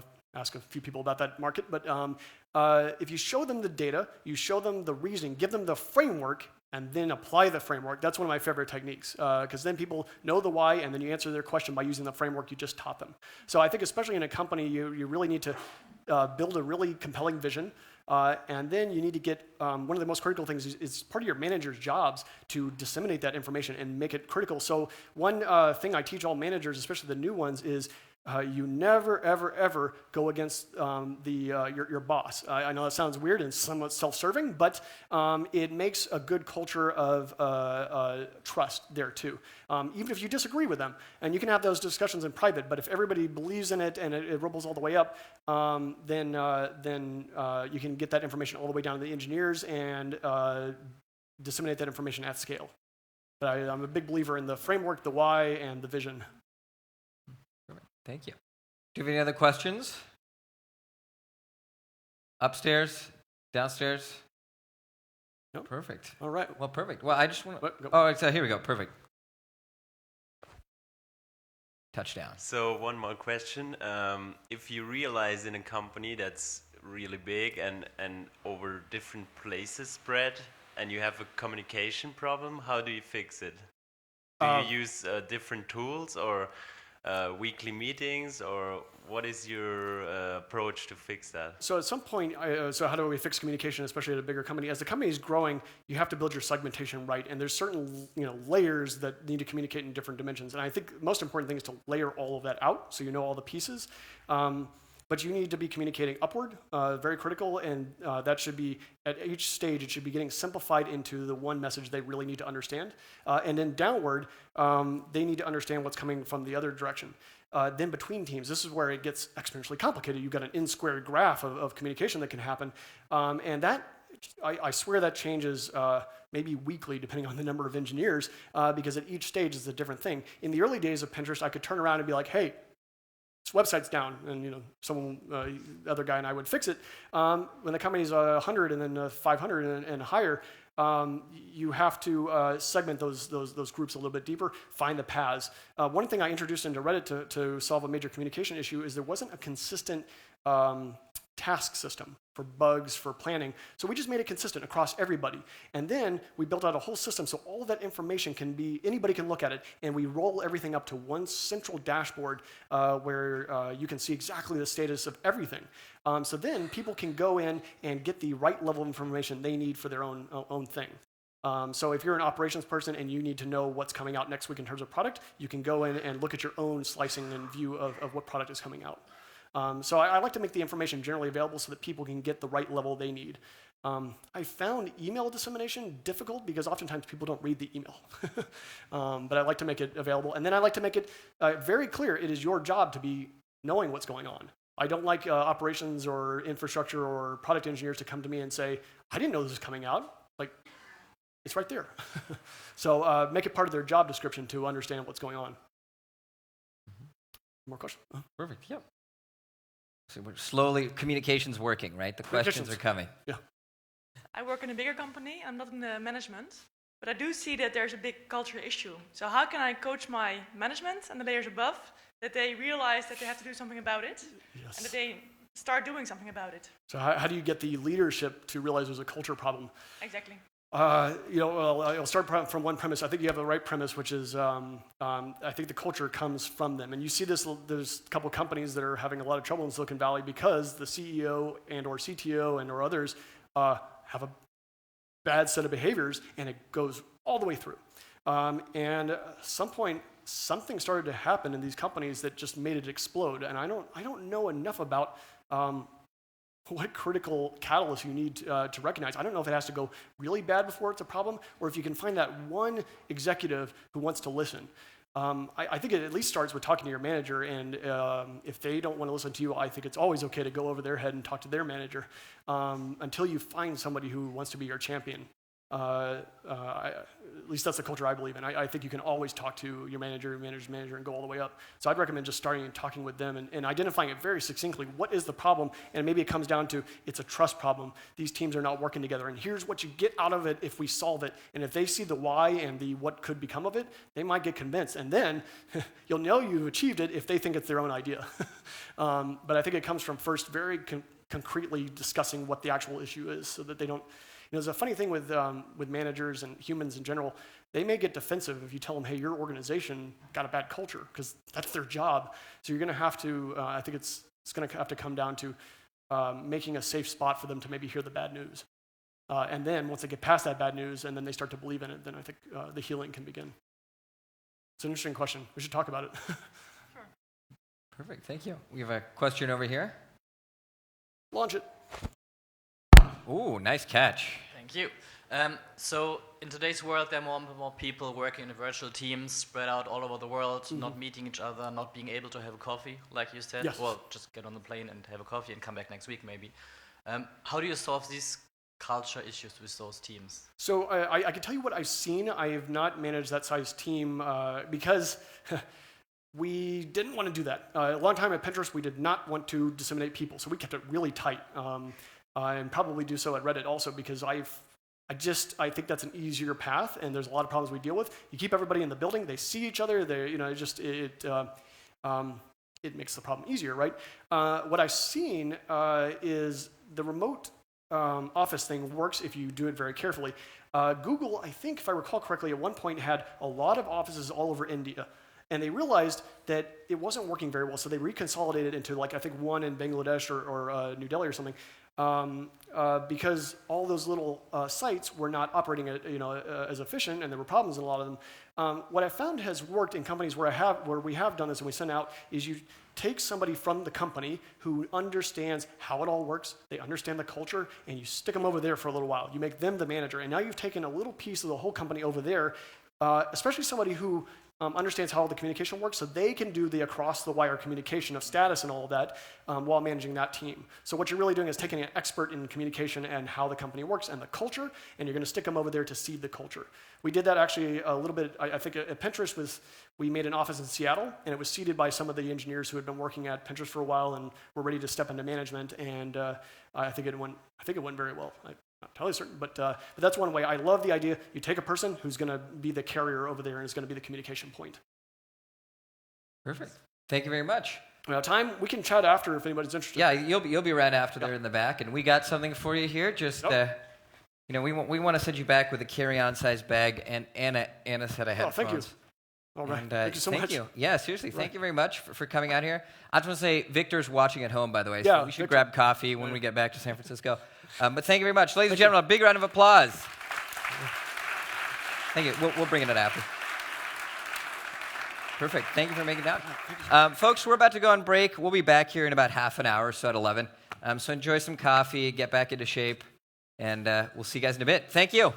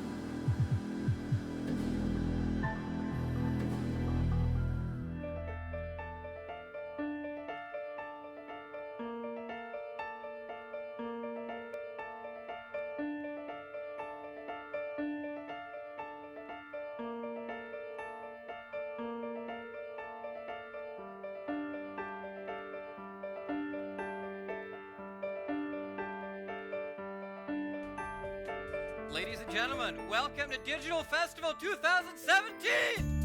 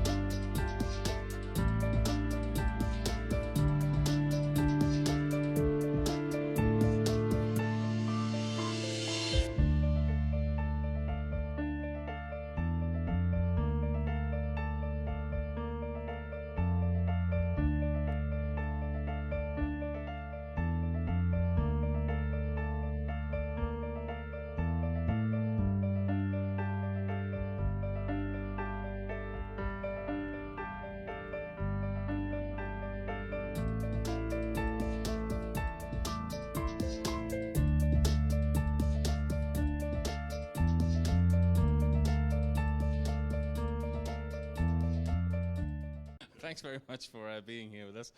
What's your impression of the Digital Festival? It's been very, very interesting so far. You know, I love coming to startup events. I love entrepreneurs, so I'm very at home here. Now, you've been in Switzerland for a long time. You say you love the place. What advice would you have for digital Switzerland, though? You know, I think digital Switzerland. It's almost like saying Switzerland in the future. So everything will be digital. So the only advice I'd have is keep igniting the fire. I mean, it's just going to be it's a digital world, and it's opening up incredible opportunities. What was the best business decision you ever took in your life? Joining Logitech. Over and out. It really was. I mean, it's been an amazing experience, and it's very early still. What piece of advice would you give your younger self? You know, I think I was at a. This is going to be a little long, so I apologize, but I was at a breakfast with somebody before I came to Logitech, Sammy Segal, and he said something to me.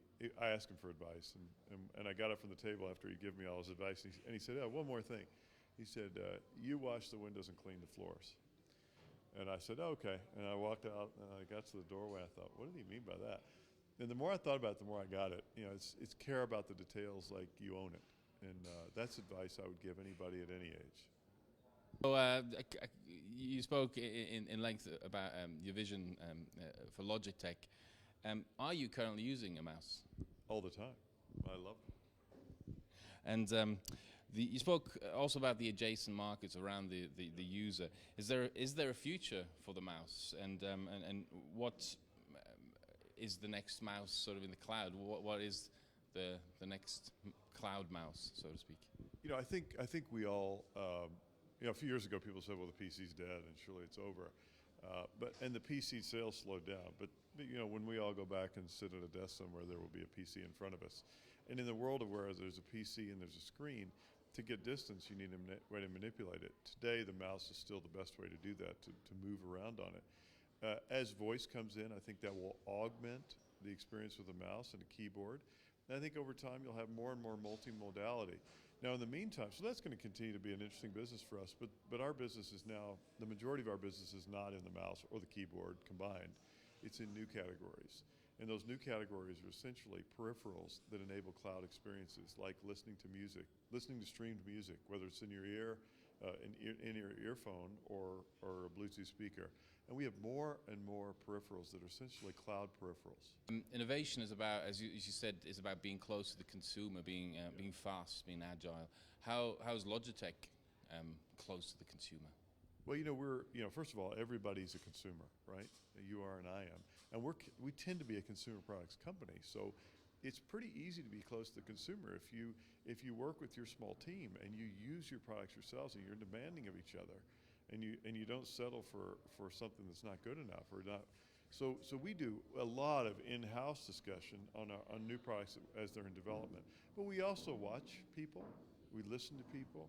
We don't do a lot of big, broad surveys, but we do a lot of in-depth interviews and watching people using our products and then creating the experience around them with the next generation.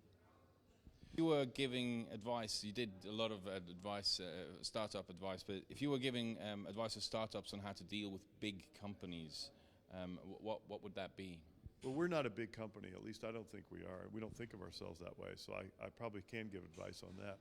I think, first of all, big companies are a little bit like users. You know, you've got to listen really well and try to understand them better than they understand themselves. Big companies have a problem, which is they've got many decision makers, many people in different places, and sometimes you need to actually understand the connections inside the company better than the people inside the company even do. And it's the same thing with users of a product. You have to understand the psychology, the functionality, the problems, even better than the user does to solve them sometimes. And so I would encourage these small companies really invest the time to try to really understand the mission of a larger company, what they're trying to accomplish, and even try to get to know people inside the company so that you can help solve legitimate problems and cross gaps within the company if you need to. Ian, thanks very much for being here. What's your impression of the digital festival so far? The little I've seen, I think it's a fantastic contribution to bring the ecosystem of Zurich together and compare notes, compare best practices, and create this network that is so critical if we're going to move into a digital age and have a true win-win economy. What advice would you give to Digital Switzerland? I think Digital Switzerland's a fantastic initiative. I think to focus on a sort of core area of enabling technology to support the Swiss businesses and startups to create new employment, new job opportunities, etc. is fantastic. I think what we shouldn't forget is the journey on digital has to have purpose. So why will digital enable us to do which things better? And then we have to have a focus to deliver against a purpose. Is it how do we make a sustainable food value chain? Is it how do we reduce energy consumption in industry by 30%? What are the key targets that each industry group can buy into to utilize Digital Switzerland? And I think the remaining part is to say competition is very, very important to make sure that the best rise to the top. And we should be open to competition, and we should collaborate and compete and accept that in our culture, to fail or to take risk is not really approved of. And I think we need to move to a point where we can experiment, we can compete, and if startups aren't brilliant, or the people are not really suited to driving and scaling startups, that they can step out, and that experience is seen like kind of an executive MBA when they go to look for jobs in future companies. So Digital Switzerland has a great role enabling, sense of purpose, competitive environment, and full support from us. I think my best business decision, let's see, I think it was the decision to move to Bühler, to take on a totally new challenge, to go down 50 times in scale, in turnover, to go from consumer-facing company to B2B, to a listed company, to a family company, because that enabled me to bring different skills, but also to learn a huge number of new skills, and then moving into a company that wants to adopt new technologies and wants to move faster than the market gives you a wonderful position as a CTO. What advice would you give your younger self if you were to go back? Well, that's a good question. I would take a very, very serious look at, do I stay on in academia? Do I start a company? Would I look at a corporate path? My learnings from my corporate career are fantastic and quite valuable, I find, to many startups. But I'd love to have done it. I'd love to have tried it, even if I wasn't successful, because the learning from that experience would be fantastic. Now, you've started at Bühler 6 years ago. What were the key challenges in transforming a traditional engineering company or engineering-focused company into an innovative, agile company, so to speak? Yeah, I think the advantage with Bühler is that it was the most innovative engineering company in its field, making solutions, technologies, moving into services, and was really ready to adopt new technologies and new approaches. I think the challenge always is to get everybody playing behind the same mission, the same goals, to open up what traditionally, if we think of how we train our engineers, is you must know the answer. You're expected to solve the problem. And to move to a little bit of the huge value in knowing who solves the problem and being able to access ideas outside and then bring commercial value from them. So this culture of risk, of being open, is the one that you have to really, really address, because otherwise you create silos. But then on the other side, if you have a company of technologists, they're curious, they love innovation, and they want to be the leader, then you have the motivation to achieve it. And how do you mentioned the change of culture, the not being changing, not being afraid of failure. How do you change a culture of a traditional company? I think we have a company that experiments. So what we do is we celebrate experiments, we celebrate successes, we even celebrate failures where we've learned from them. We as an executive board have done the sort of stereotypical failure celebration in front of our key employees to say, look, we accept risk, as long as it's reasonable risk and the reward is potentially high, and we will help people to experiment. And we engage everybody in this process through wide-scale, bottom-up innovation sourcing and idea sourcing and acknowledgement and training and reward, and the potential opportunity to go even and start these ideas up as companies. So we have a lot of different initiatives to show that we can manage risk and we accept risk. Great, thanks very much for being here, Max. What's your impression of the digital festival so far? It's great. I also love the design. It feels very active and engaged, and I'm always grateful to be able to talk to groups of people about, designing technology to value humanity, and so I'm happy to be here doing that. What advice do you have for digital Switzerland? Digital Switzerland. I would say my advice would be to truly think about the people behind what you're creating and think about yourself and whether you're using technology or it's using you, and are you building things that people really want or just something they'll do. What's the best business decision or career decision that you've ever taken? It was probably to leave my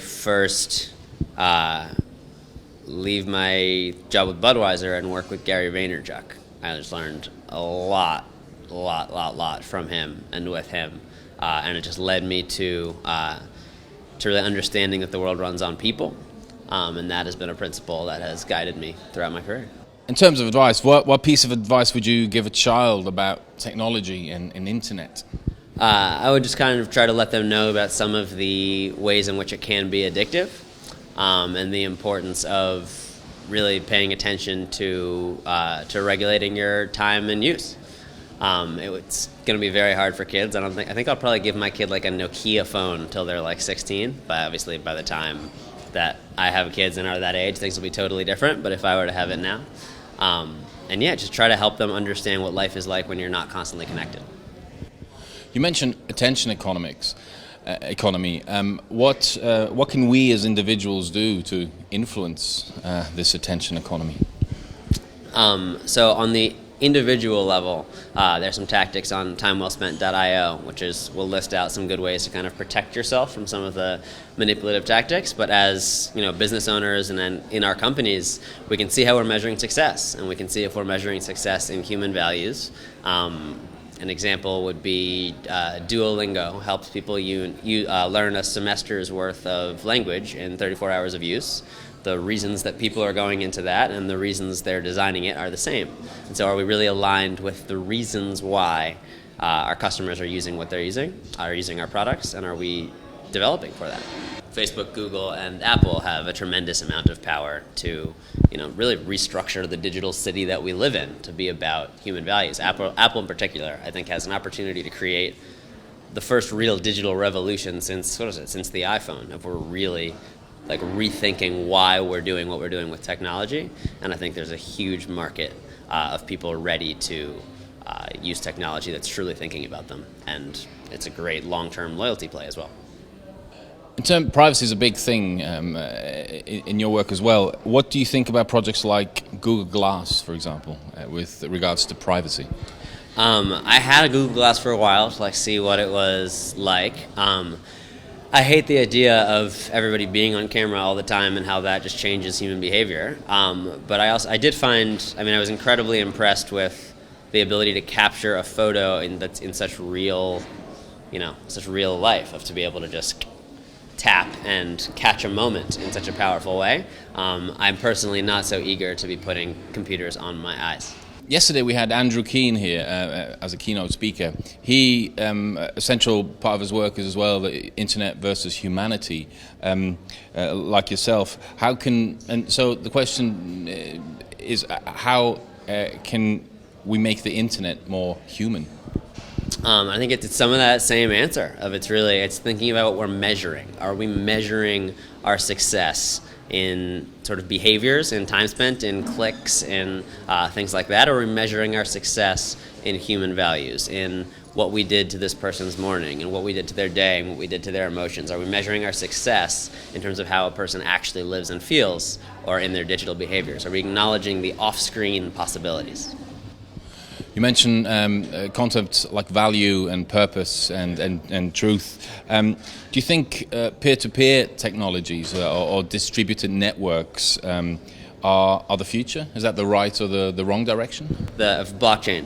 Is it? For example, blockchain, yeah. So, I mean, I love a lot of the implications of what that can do. I love the concept of taking out the financial middlemen, and I think one example indicated to me with Ethereum was a movie. Right now, you take 90 days to pay everybody, and it like takes forever, and it's cumbersome, versus being able to buy a ticket and have like 0.00048863 Ethereum immediately go to the writers, to immediately distribute that and take away the middlemen there feels great. I love the concept of being able to verify like education, for example, without universities. I think there's a lot of really positive innovation that comes out of these sort of networks.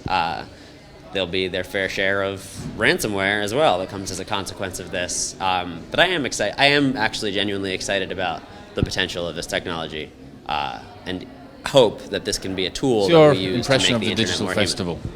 It's really fun. I mean, there's a lot of energy. We got a really interesting mix between entrepreneurs and corporate influencers and investors. So, the energy here is awesome. It's very much like what I'm used to seeing in Silicon Valley.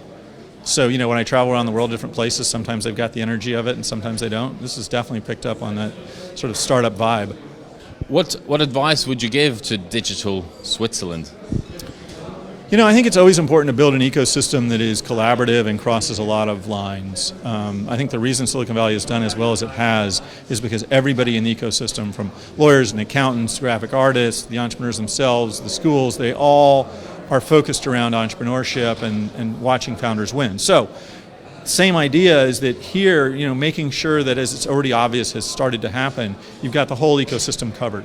You're bringing in people from different trades, you're bringing in people from different areas of support, or the law firms here, or the accounting firms here, or all the different support organizations that are valid to startup efforts. And then, obviously, I love to see outreach from here to our area.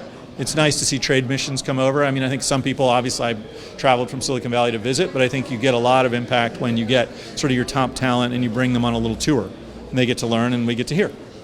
What was your best business decision or career decision that you took? It's probably just staying an entrepreneur. I was an entrepreneur all through high school and college, and when I graduated, I asked my dad to fund my next business because he'd funded my businesses in the past. And he said, I think this time maybe somebody else can fund you. But I don't want to not encourage you, it's just I thought it would be useful for you to learn on somebody else's money. Why don't you think about a job? And so I thought about that for a while, and I said, okay, well, could I have a car then? He said, sure, I'll spend up to $15,000 on a car. So I found a car for $18,000. I bought it with his cash, immediately financed it for $20,000, took that money, started a business. So it was that decision not to get a job, but to keep being an entrepreneur. Even though I had graduated, I no longer had nobody was paying my rent. It was sort of make it or die, but I've never looked back. I mean, I was an entrepreneur pretty much nonstop for 25 years. So without that, I wouldn't have the freedom to do a lot of the things I do now, and I'm really happy about having the freedom to do what I do now.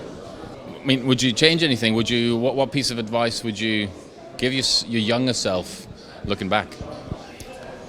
I think life's about solving for regret, meaning you don't regret the things you try and fail at as long as you give your all. You do regret the things you don't try. And I feel really fortunate that I have a very small number of things I regret, and they usually aren't tied to business. I'd remind myself that tenacity trumps all. The only true secret to entrepreneurship is tenacity. I'd probably tell myself at least 2 or 3 things. I'd say, one, there's a great Ralph Waldo Emerson quote that goes something like, when you believe what's true in your heart of hearts is true for all men, that is genius. And what I came to understand is when you believe what's true for you in your heart of hearts today will become true to all men over time, that is genius. Like, be confident in your own visions even when other people tell you you're crazy. It is fine to have a belief system nobody else understands, because eventually, if you're right, they will understand it and you will do tremendously well with it. So the combination of trusting your gut, believing in your vision, and that tenacity trumps everything would be the message that I give myself. I think they resonate throughout my life, but I'd want to make sure I really, really, really remembered ahead of time that those were what got me where they got me.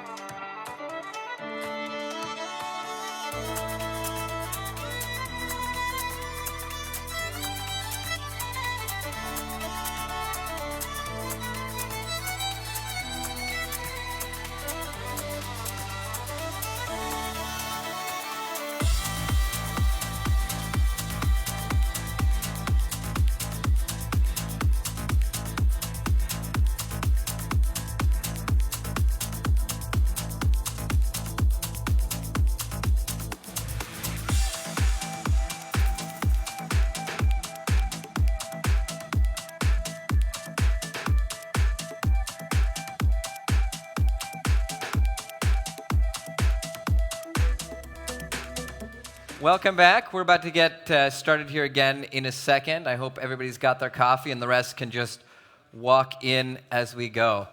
Folks, our next speaker is here to talk about something that we've not talked about really. That industry area we've kind of omitted a little bit so far, but is here to talk about steel. In particular, steel and what is transformative in the industry and what is actually changing, especially in regards to platforms cross-industry. Ladies and gentlemen, please welcome the CEO of Klöckner, Gisbert Rühl. Ladies and gentlemen, a big hand of applause. Welcome.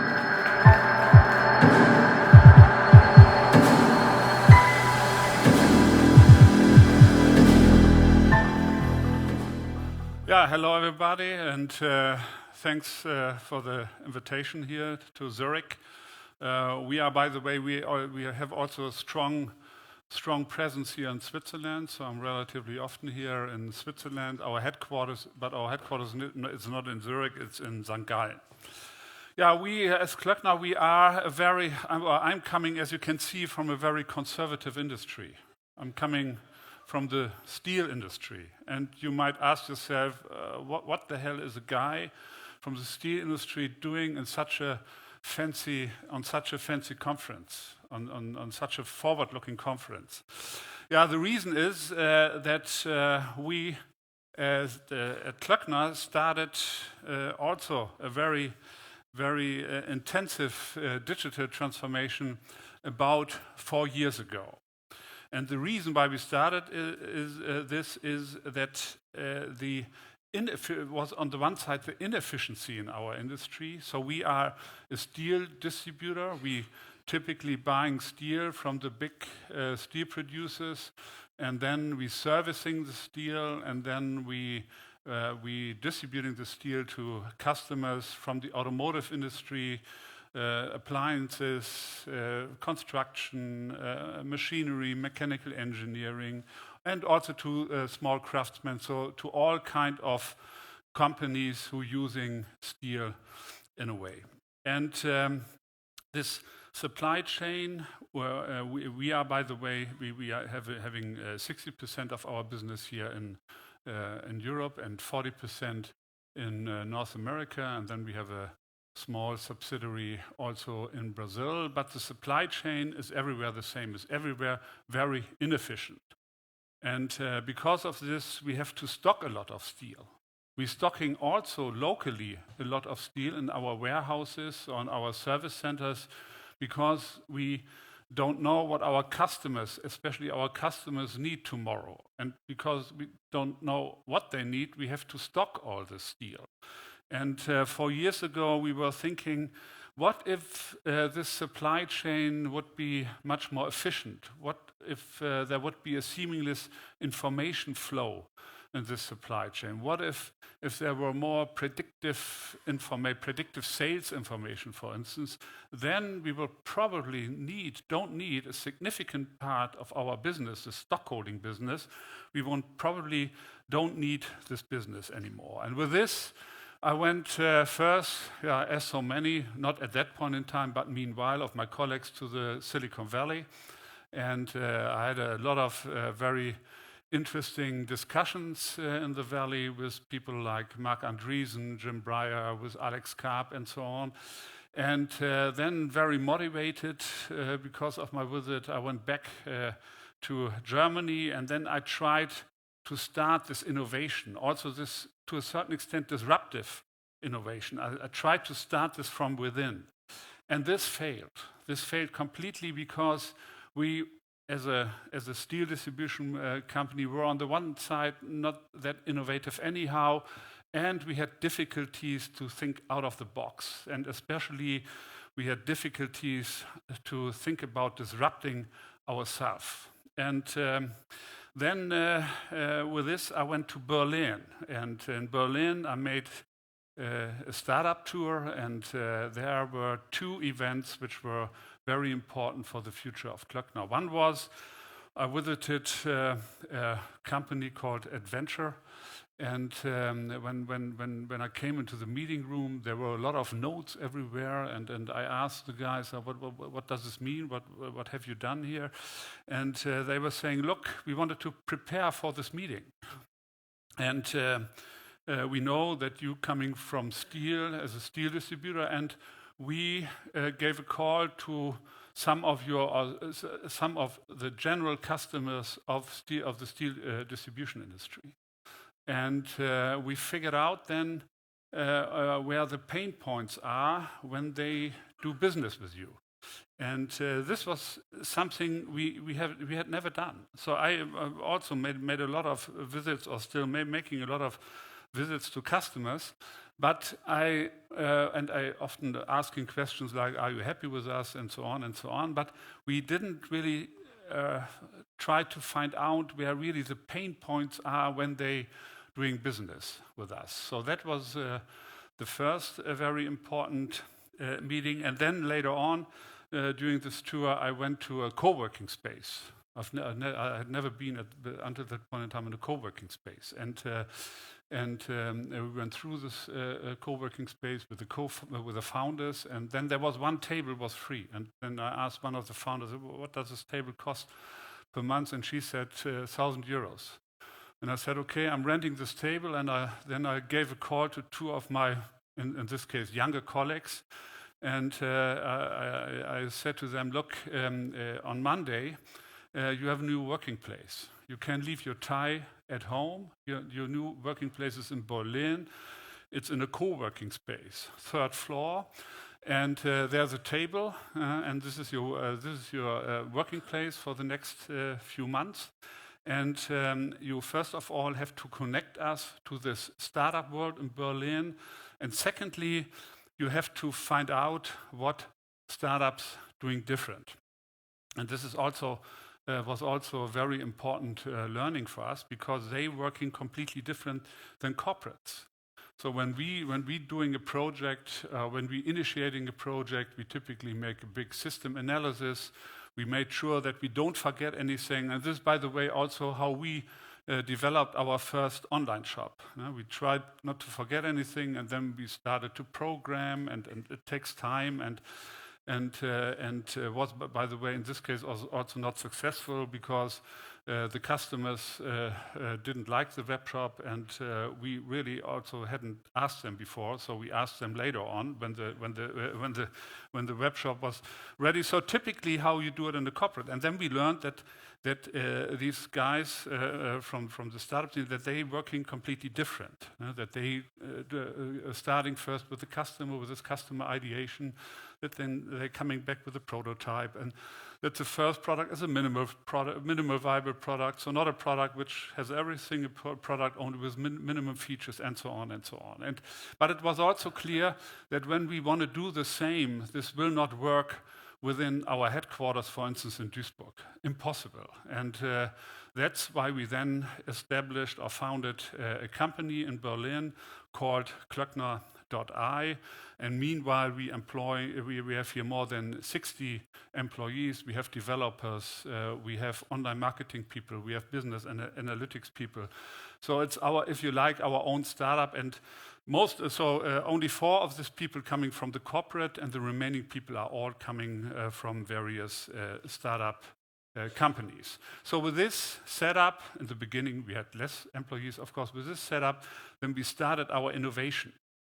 And we started also in this hub to develop the first products. But then, at some point in time, after a couple of months, it was getting clear that this company is probably a bit too independent. So what we did in the beginning, we made clear that this Klöckner.ai hub should be very, very independent from the corporate. So even also technological decisions and everything have to be made by this hub by itself. But then on the other side, when you're doing this completely independent, then, and this is what we figured out then, on both sides, by the way, also the people in Berlin figured this out.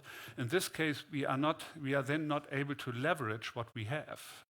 And we have the industry know-how, and we have the customer and supplier relationships.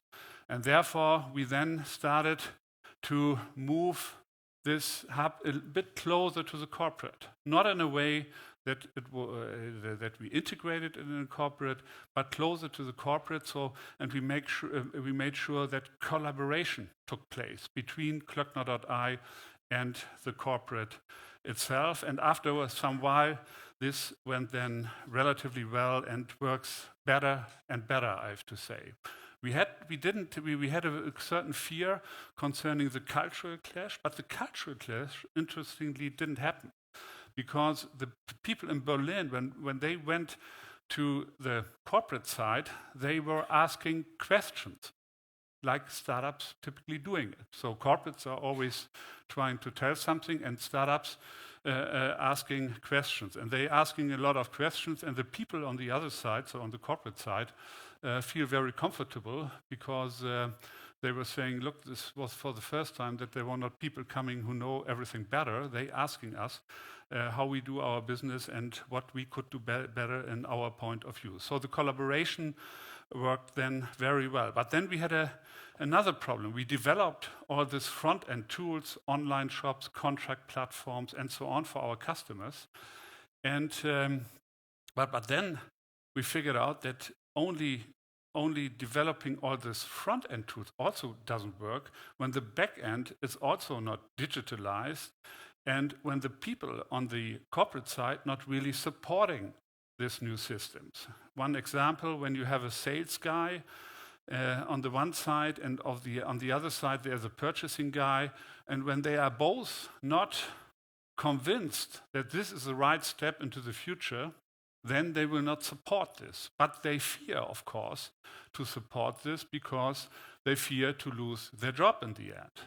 So you also have to make sure that your employees understand this not only rationally, that is not enough. And you also have to make sure that they are supporting this emotionally. And we did this by, for instance, by establishing a digital academy. So our people within Klöckner have the right to do digital courses on this academy during working hours, unlimited. And what we were saying to them is, look, when you're doing this, we will make sure that you have a future within Klöckner. Whatever happens, also with artificial intelligence and whatever happens, but we will make sure that you have a future going forward. We also started to communicate in a different way. Traditionally, we of course had the same problem than all corporates, that communication from top to the bottom is very difficult and takes very long. And here, this was, by the way, by chance. So I think it was about 3 years ago, my head of IT came to me and was saying, look, we have now Office 365, and with this we have Yammer. And I said, what is Yammer? And he said, this is some kind of an internal Facebook. And I said, yeah, and what can we do with this? He said, yeah, we can open it. I said, you open it. And he opened it. And meanwhile, this is the main communication tool within our organization. So we have a hierarchy-free communication. And I'm able now to communicate, for instance, with salespeople which I even don't know, in various countries directly. So we have much better top-down and bottom-up communication, and also a much better horizontal communication between all the sites. So we have 170 sites in Europe and North America, and there was no communication between the sites before. And now we have all this horizontal communication. So I would say, without the possibility to communicate with all the employees, also this change would not have been successful in our organization. So this works also meanwhile pretty good. So we started, but we needed to do more, by the way. We needed to do more. For instance, failure culture is also something which is extremely difficult to implement in a traditional corporate, because what you learn when you want to make a career in a corporate is, of course, not to make any failures. And now all of a sudden we're saying to these guys, to the people, look, you can also make failures. And even also here again, when they understand this rationally, also this is not enough. So they also have to learn this emotionally, and this is the reason why we started fuck-up nights. I know what fuck-up nights are. Huh? Yeah, we have fuck-up nights. Yeah. Yeah. So we started fuck-up nights, so our people were also a bit death-oriented when I was saying through Yammer, all of a sudden, now we're starting fuck-up. But I explained what this is. So fuck-up nights is also something we learned in Berlin, that takes once a month or so, and then founders who failed are telling potential founders or new founders why they failed, and this is very successful, and the people, especially new founders in Berlin, like this very much. And I thought, okay, maybe we do the same. So we started then the first fuck-up nights. I did the first fuck-up, by the way, and now we implementing this also throughout the organization to learn to fail, but of course only when we innovate. So this is also something which you of course have to make clear. Failure culture doesn't mean that you can now make failures everywhere. Now, when you are working for Swiss, for instance, it may be not as good to make a failure when you do your maintenance of a plane, of an airplane or so, and when you're working for an electricity company, might be also not that good when you have doing failures by maintenance of nuclear power plants. But okay, this is something we explained our people, and now because I think without this failure culture, it's not possible to innovate. So this is at least also something we learned. So we now, with this setup in Berlin, with this more than 60 people, by the way, I'm also the CEO of this hub in Berlin. That makes it much easier to make decisions, and because I'm on both sides, but with this setup, we developed all the proprietary online shops, platforms, and so on to do online business with our customers. So in August, we did already 70% of our sales online. So we more than doubled this within 1 year. But now we are at a very important point, because we had from the beginning not only the idea to do more online business. We wanted finally develop an open industry platform where all market participants are connected, and that means also our competitors. And this is, by the way, also something which is not easy to communicate into an organization, saying that the competitors of today are customers of the platform tomorrow. But it's also clear this will only work when this new setup is much, much more independent than Klöckner.ai in Berlin. Finally, Klöckner will have only a minority stake in this new setup. But we believe in this open platform because finally, when you think it from the customer point of view, then it's of course the optimum for the customer is when they have access to one platform, and through this platform that they can then make price comparisons and whatever through this platform, that they have access to all kind of distributors. But this platform will also be, no doubt about, to a certain extent cannibalize our sales on the physical side again. For instance, with this platform, there are probably producers will have the possibility to do more direct sales to our customers. So cut the middleman. We are the middleman in this case. So we're cutting to a certain extent our business here by ourselves. But on the other hand, we feel as Klöckner, because we started digitalization so early, we feel also well prepared to compete in the online world with all our marketing, online marketing knowledge, and with all the business analytics knowledge we have and so on. We feel very comfortable that we will be here successful. But it's difficult to say how this is going to work going forward. But from a customer's point of view, such a platform, especially in fragmented industries, such platforms will come going forward. I have no doubt that this will be the case. And in our case, we then want to at least have a significant share on this platform. So that's where we are today. And yeah, maybe this now from my side. And I understand that we also want to have a Q&A session here. And now I'm open for your questions. Thank you. Very much. I gotta say, I was very surprised. Thank you. The one thing I was not expecting was fuck-up nights in a traditional industry such as the steel industry. I mean, that is something I was like, wow, really? I mean, congratulations, seriously, on taking that initiative, because that's something that even many companies that are very innovative that don't do that. And that somebody like you guys in the steel industry is doing that is actually quite incredible to see that it really transcends industry, both traditional and more modern. So I want to ask, how many of you guys actually have a fuck-up night in your company? Yeah, and how many of you guys work at startups and innovative companies? Yeah, okay, so he's ahead of you guys, so catch up. But folks, I want to open the round to questions. Who's actually working in an industry that would be considered more traditional? Yeah?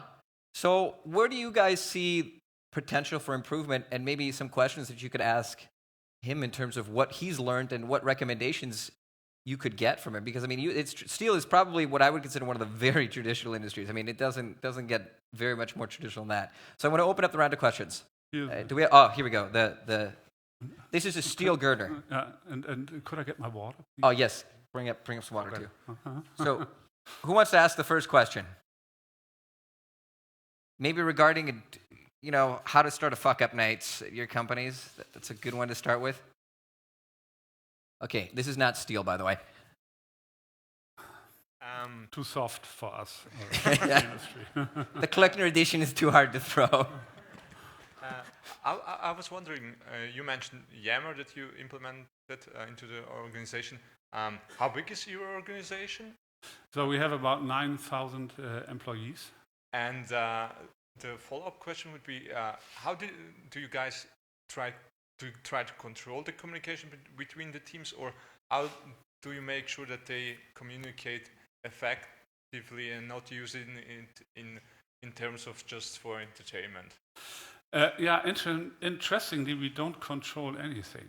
So that's so everyone can open a group or so. And but what I clearly can say is that our employees are using it not for entertainment by themselves. So that was from the beginning. That went relatively well, and okay, they posting when there is someone is a 25th anniversary or something like this. This has been posted, but no photos, for instance, from their holidays or so on. That is really not happening. Interestingly, so they using it in a way that all this what I also heard from other companies who wanna start with Yammer, that they have the fear that employees doing something with Yammer what doesn't happen, but it's not happening.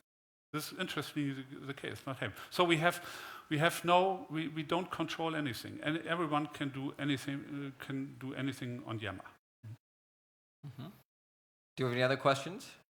Maybe regarding the so you started a second company in Berlin that's grown to 60 people. How long did it take for you guys to reach 60 people? I mean, how quickly did you grow? So we founded this company, I think, 2.5 years ago. Okay, wow. And it was, interestingly, is the question how to get people to come, even if it's called .I, so Klöckner.I, but everyone knows, okay, it's part of a steel company. And how to get innovative people into such kind of company.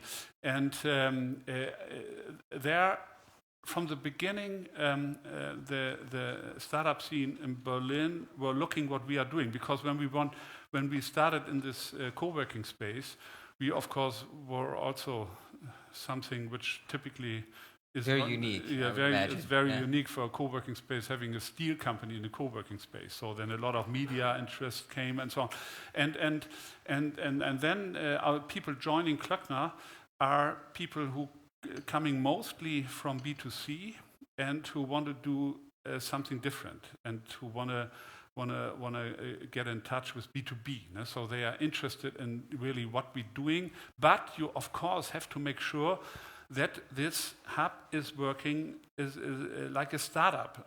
They also want to have quick decisions and so on, because otherwise they will leave. So when it would be too much corporate, then they would leave. So keeping this balance is not easy between collaboration with the corporate, but not be integrated into the corporate. This is very difficult, and it might be easier in this case because I'm the CEO of both, so I can handle this too. But you have to handle this. So you're really the person who's kind of making the bridge. I mean, you lead both companies from the top in that case to kind of bring that out there. And did you see it harder to find talent at the beginning, or do you think it's easier now that you've kind of established a presence and you say, hey guys, look, we've done so many cool things, we have a lot of independence, but we have this large company behind us that is actually backing us. So we're not building a cat video sharing app, we're actually building something that is changing, physical services industry.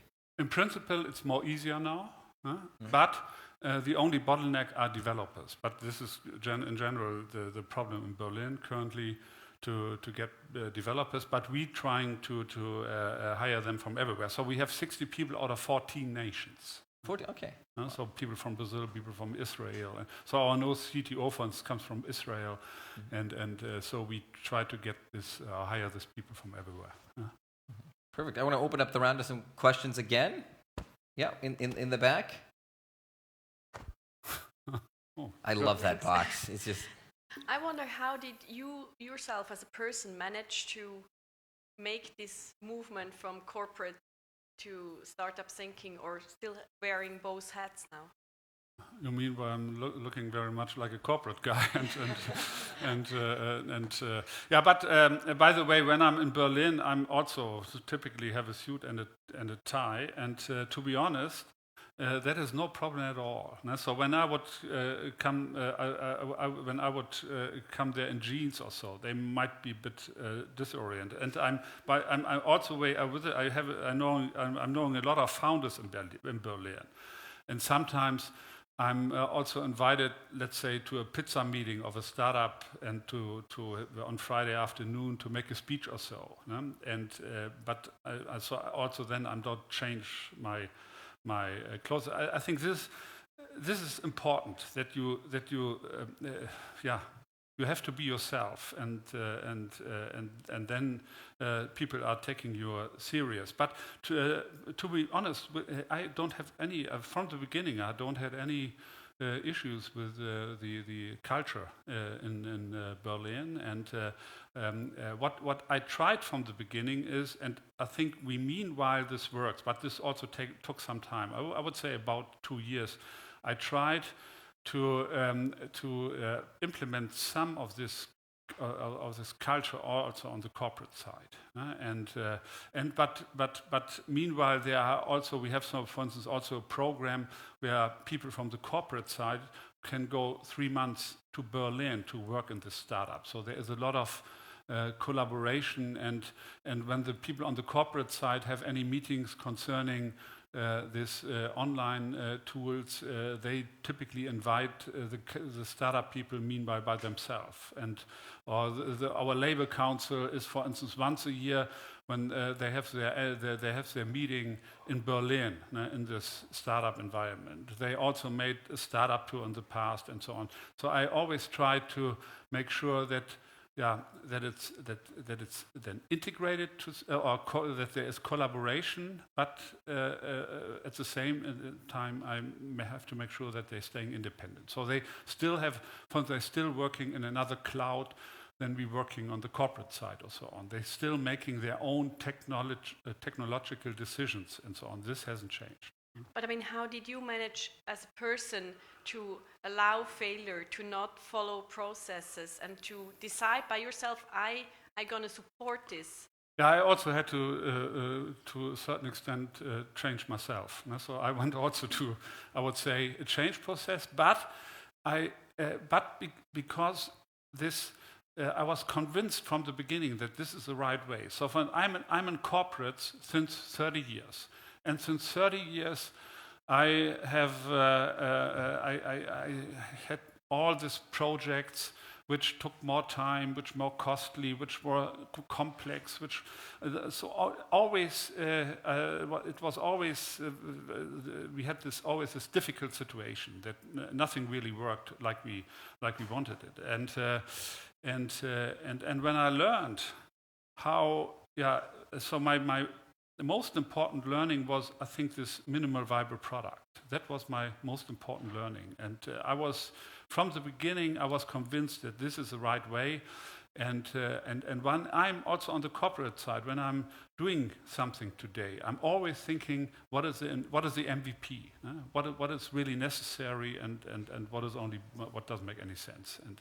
But you have to change yourself too. So I'm not the youngest anymore, but even if you're getting older, you still can change yourself. When you are convinced from something, I think this is, of course, important. What sparked that interest? Because you say you're a corporate guy, but I think in many, many ways you're actually a startup guy in a suit right now. So I think I just want to point that out.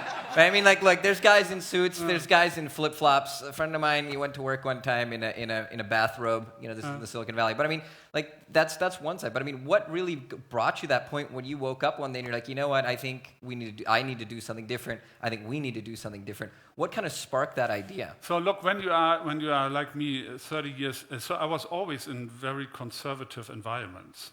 So our machinery industry, automotive industry, steel, coal, even coal in the coal mining and things like that. But you always seeing how inefficient everything is. And all of a sudden, and when you then all of a sudden comes an idea how you really can do things different and much more easy, much less complex. This is what convinced me from the beginning, and this what was also driving to a certain extent to change or my personal change. Thank you very much. I want to open it back up to some more questions. I saw some. Yep, just throw it there. Ooh, yeah. Go ahead. Okay. My question was, why create your own platform if there can already be some enterprise, generic, white label platforms out there?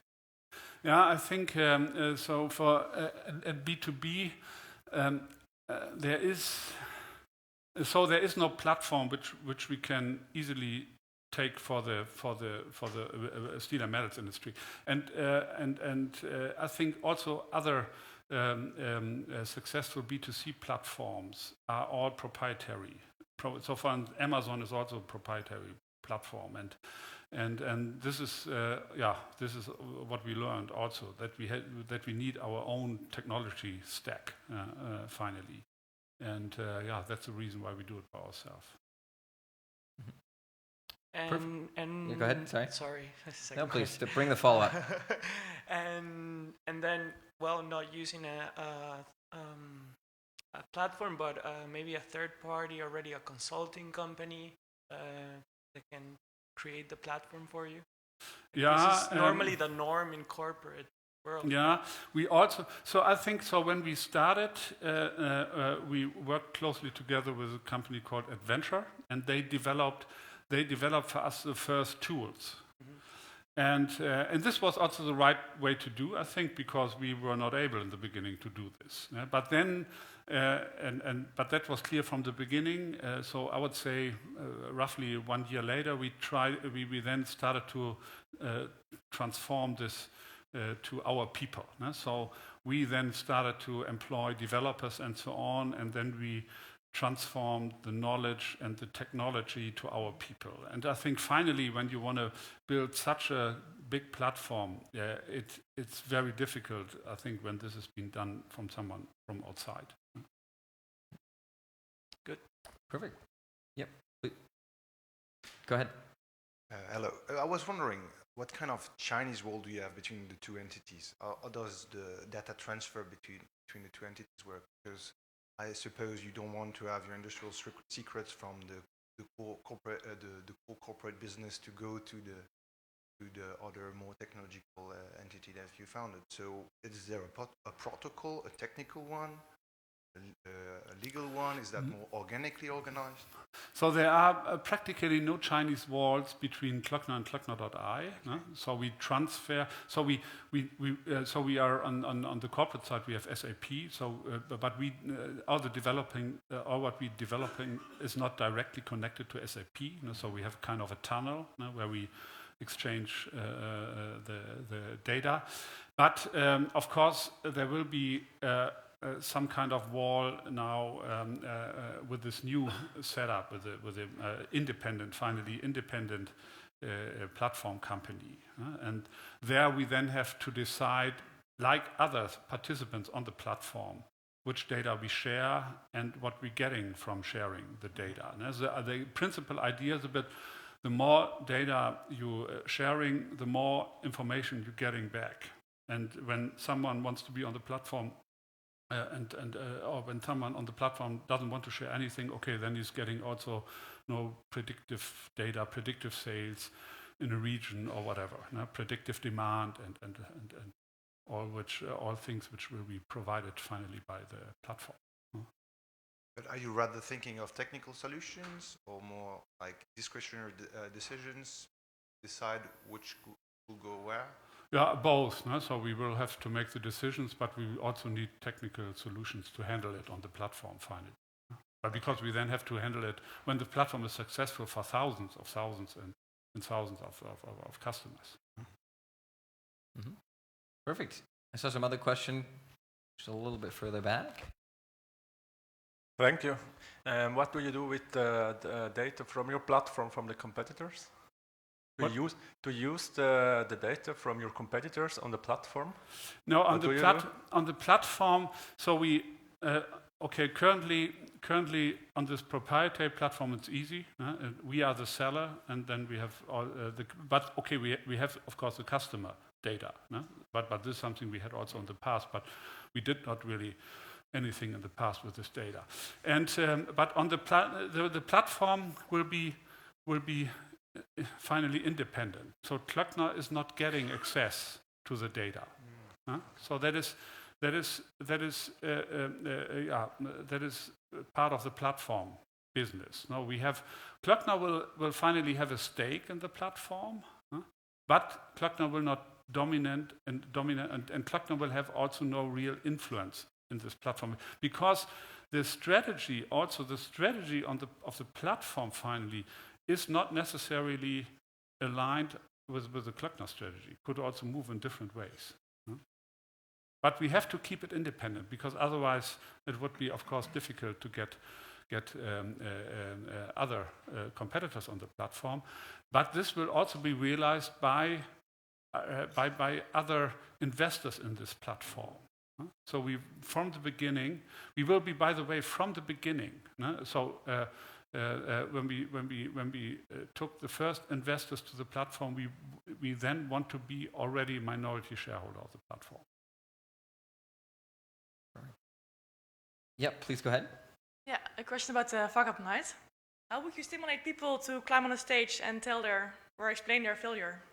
Yeah, that's obviously not easy. So we did the first fuck up night in a way that I was starting with the first failure, and then we had two guests, one from a startup and one from another company, and that was the first time. And then what we experience is that not all of the people will tell. All of our people are able to tell their fuck ups. So these are typically people, I would say, who are successful enough and have self-confidence, and they doing it, but not everyone. But we don't force also anyone to do it.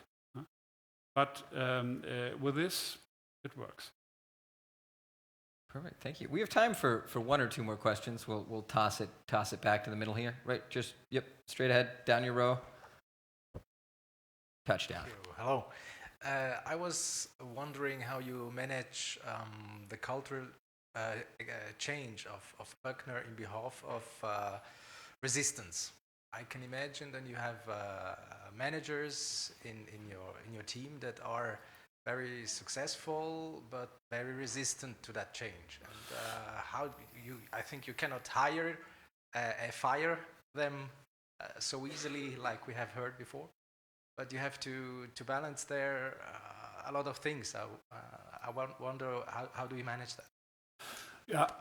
Also on level 1 and 2, we did a management appraisal, and the result of the management appraisal was indeed that most of our management was good to go with the company straight ahead, to do what we did in the past. And only some had the ability to drive change. Some were a bit neutral, but we also had some who are not interested in change anyhow. But these people are no more with the company. But I'm saying this also clearly, I have to say, to our employees. I'm saying, so everyone who wants to be with us is getting our support and our help, also with this digital academy. But it's give and take. But when there are employees who don't want this, who don't want to have this change, they are probably better off with another company. I'm saying that also quite clearly. I think you always have to do both. You have to be clear to your people, but you have to give them also support if they want to go with you, if they want to drive this change. Perfect. Thank you very much. I think that's it for the question round. Thank you very much. I really want a big hand of applause. Seriously. Thank you. Can we? Perfect. Now we're also going to send you back. We're getting you ready for Friday with a nice Friday bag and a headset to go with that as well. Thank you very much. Yeah, absolutely. Thanks very much. Really glad to have you here, and thank you very much. Another round of applause. Thank you. Thanks. Folks, fuck up nights. No, that's not our next speaker. But we are going to talk a little bit about business plans and startup phrasing and why maybe that's not the right way to go forward with this. Ladies and gentlemen, please welcome the Managing Director of Telluride Venture Accelerator, Marc Nager. Marc, thank you. Good to have you here. Thanks, Lucas. All right. Hello, everybody. My name's Marc. Wow, that's a big picture of me. I am the actual, why am I here today, actually? I'll give you a little bit of my background. Who here has heard of Startup Weekend, perhaps? All right, so I'm one of the co-founders of Startup Weekend, which is an event series educating entrepreneurs that we started about 9 years ago. The whole idea was, how can we create experiential education for entrepreneurs? How can we show people how to do entrepreneurship, not tell them? I think we all understand it's a little bit more of an art than a science, something you can't learn sitting in a classroom. So Startup Weekend was born. We ended up taking that on a mission to scale around the world.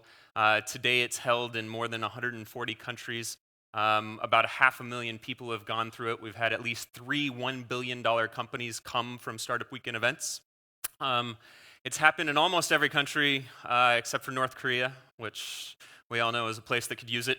Anyway, we grew Startup Weekend into a parent organization called Up Global.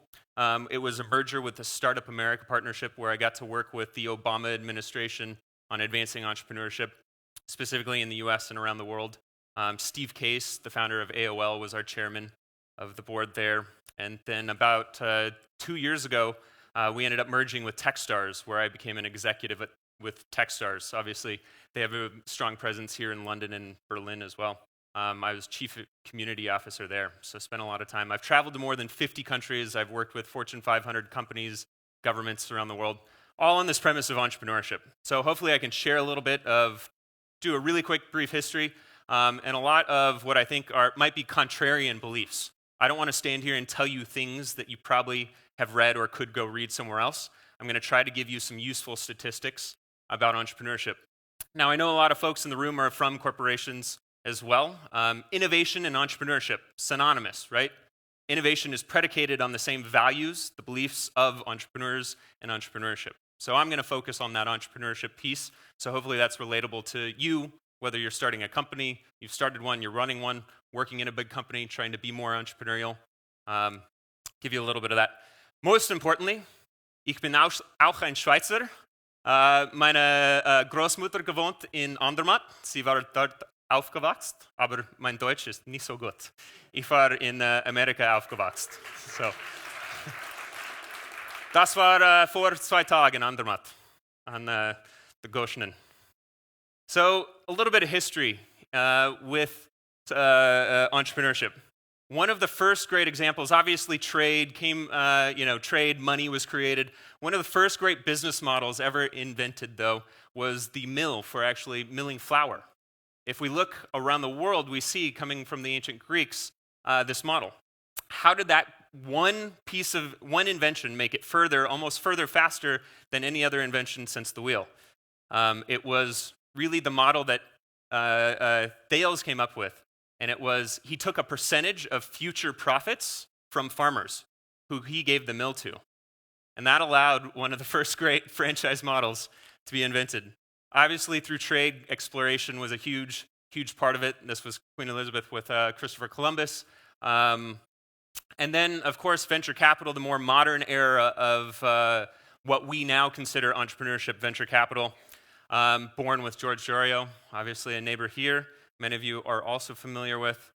And that has really led to a proliferation today of what we call the modern startup founder. That's where I'm going to spend a little bit more time, hopefully debunking some of the myths around entrepreneurship actually involved with it. But as we can see, a lot of this has been enabled with technology trends around the world, things like Barcamp, couch surfing. Who here remembers couch surfing before Airbnb existed, right? Okay, Facebook, obviously the iPhone, all of these platforms, technology has been the key driver of. This is a really funny one. People tend to ask me, is entrepreneurship, is this startup thing, is it a trend? And I found this data, a research report you can get from MTV Insights. Arguably not the most credible resource, but MTV did have an incredible impact on our entire generation living today. Everybody remembers MTV. It's really what helped create pop culture. They went out and they tried to figure out, what are we going to call the generation after the millennials? You know what they came up with? The founders. Now, they have no stake in innovation, startups, entrepreneurship. MTV is calling the next generation the founders. Holy shit. Okay, so this isn't just a trend. It's not going away. It's getting bigger. We're part of something, everybody sitting in this room, that's not going to get any smaller. It's only going to get a lot bigger. So, what can we do? And how is that going to change things? I love this statistic, or not really a statistic, but really a fact. Ernst & Young, probably one of the biggest financial institutions, at least on the research side, talking about education. So how do we educate people in the next generation, the founder generation? How do we actually support the creation, the education? Well, universities aren't going to be the best answer. And now we're starting to see a lot of corporations actually do the studies of how much that actually impacts the performance within their companies. It doesn't. So the old models, the systems around education, around universities, around supporting innovation, they're not going to be the same. That's kind of scary. So all of the corporations now today are trying to figure out, what do we do? How do we act differently? Obviously, turning to us. What industries do we need to pay attention to? Even with some questionable looming downfalls on the economy, are we in a bubble? Are we not? I don't know. There's a lot of opportunity that will always be had. I think we can kind of all look at these and say, all right, those tend to be the ones. How is the steel manufacturer going to actually deal with the invention of automated cars, artificial intelligence? Important questions that we all have to ask. And where is the future of entrepreneurship going? I think it's not coming down to how do we support entrepreneurs, really. It's talking more about some critical issues, subcategories within entrepreneurship. I love doing work in Europe and anywhere really outside, including in the US. But diversity is really an issue, right? I mean, look around the room. Most of us are white dudes, right? Women, thank you. Great job. Thanks for coming out. But we have to start to change that, especially in Switzerland, such a diverse country. How do we continue to make sure that the people showing up in the rooms, talking about innovation, talking about entrepreneurship, represent the general population in our countries?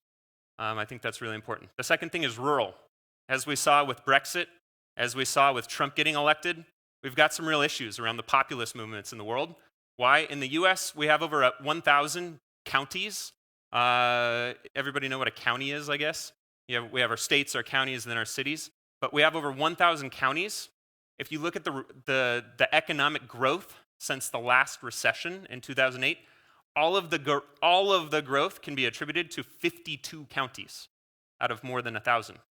And I think that's the same issue that we see in a lot of countries around the world, is that a lot of the economic value that's being created is not in the rural sector. And traditional industry, the last speaker, obviously a perfect example of that. So I want to give you a few stats about kind of the state of entrepreneurship and how we got here. Interestingly enough, in the US, and I'll give you the source for all this data afterwards, but in World War II, almost 50% of the people returning ended up becoming entrepreneurs, either working for a small business or starting one. Today, we have over 6,000 professors in entrepreneurship. Do you know how many professors in entrepreneurship we had 10 years ago? Probably a couple dozen. So we have an incredible industry built around this. In the US, it's over $2 billion spent on this industry supporting entrepreneurship, yet there's no evidence in the US that this $2 billion being spent actually can contribute to any positive results, or at least more than normal results for entrepreneurship. Firm formation is actually going down. Well, we might have the founder generation coming up. We might have a lot of entrepreneurship kind of taking the limelight in the media. We actually have firm formation has gone down 200,000 since 1980 to 2016. So we're actually in a really interesting time. The last thing to mention, they also did a study. More than 77% of Americans hate their jobs.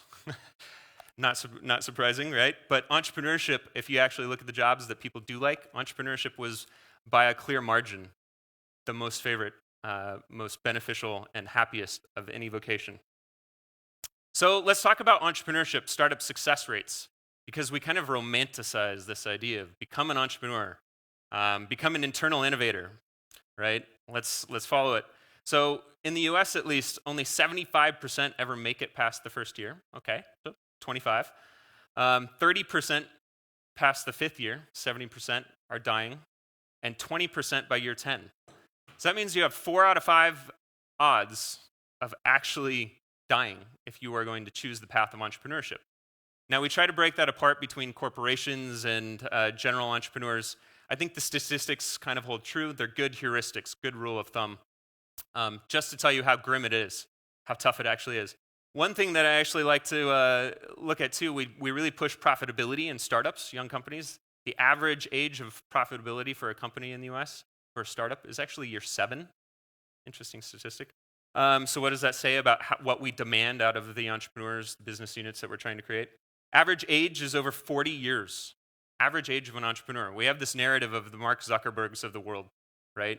Being the 25-year-old person working in a garage or in now a co-working space. It's actually the average age in the US of a person who starts a new firm, 40 years old. 80% of people who start new firms in the US are over the age of 35. So the data does not align with the belief of who is actually starting companies. We all understand that it's important. We do have this narrative that coming from a university, everybody should go to university, study entrepreneurship, start a company. That's also an incredible myth.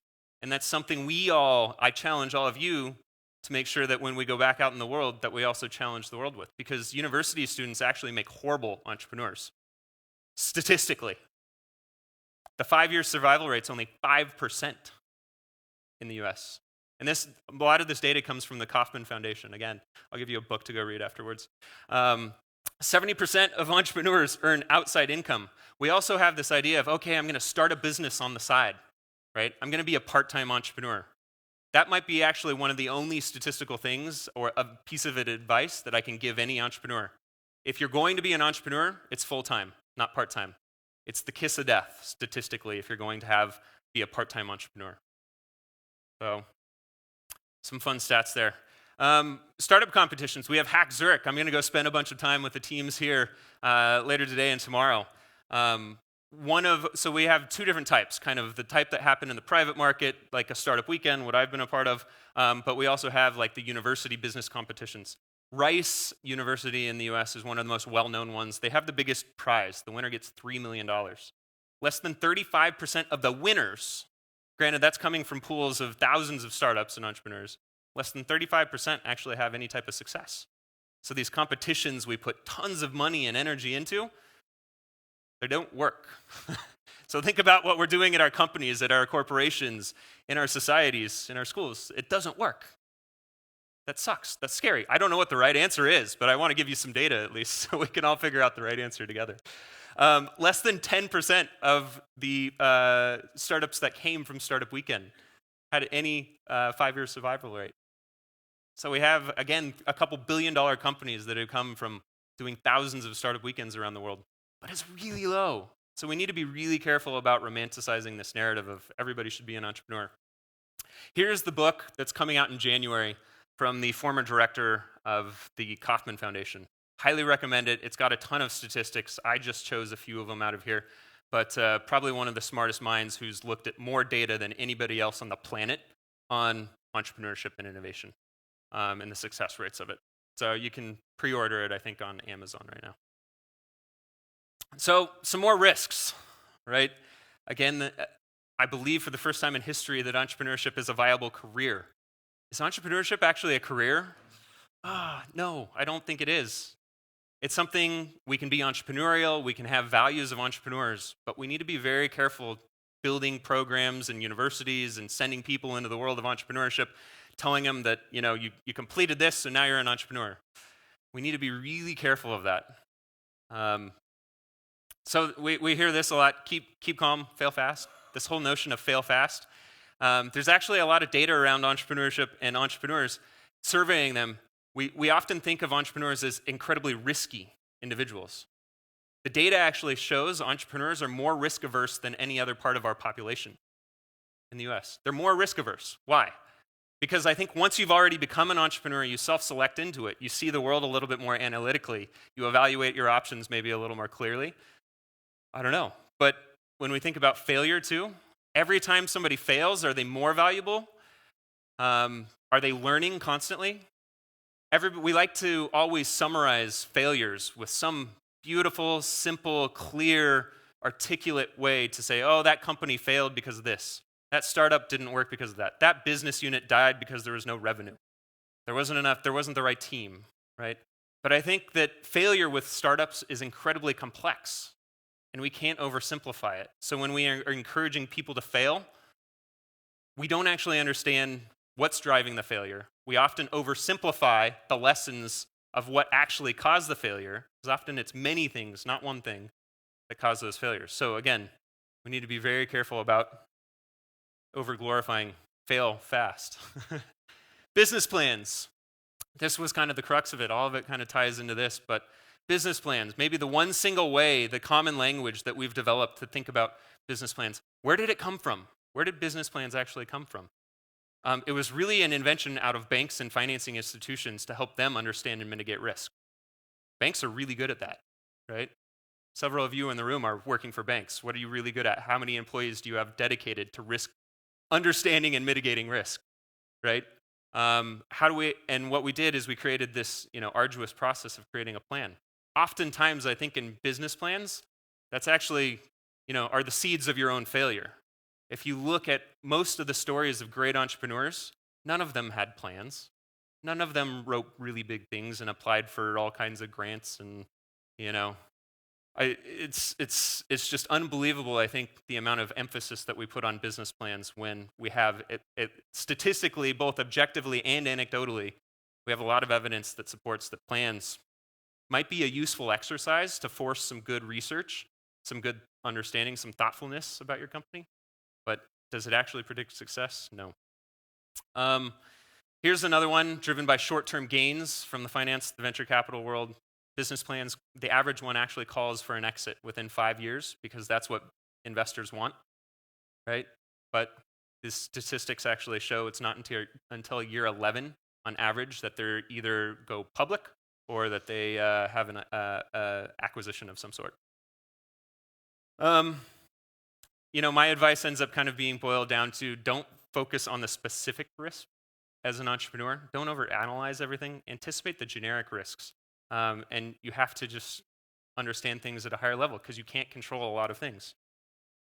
So my question to a lot of you coming to this conference, being part of this innovation conversation, are you an entrepreneur? 3 clear things that I like to challenge people on over drinks. Action versus intent. What have you actually done? If you call yourself an entrepreneur, what have you done? You're not an entrepreneur if you're trying to do something, if you're thinking about doing something. You're only an entrepreneur if you've done something. Just a clear rule I'm trying to draw in the sand. Profit seeking.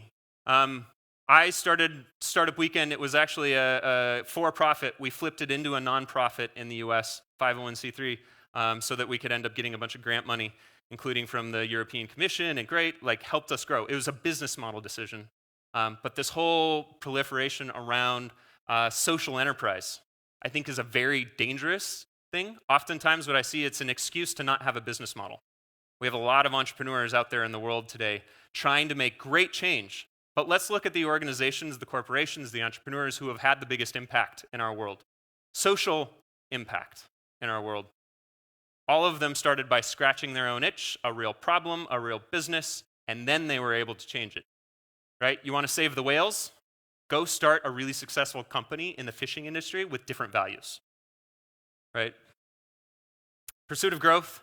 I think that's one thing. There's a difference between small business and somebody who wants to grow a business. So when we do think about innovation, entrepreneurship, the pursuit of growth is an incredibly important aspect of it. So if you can align with these 3 things, I would call you an entrepreneur.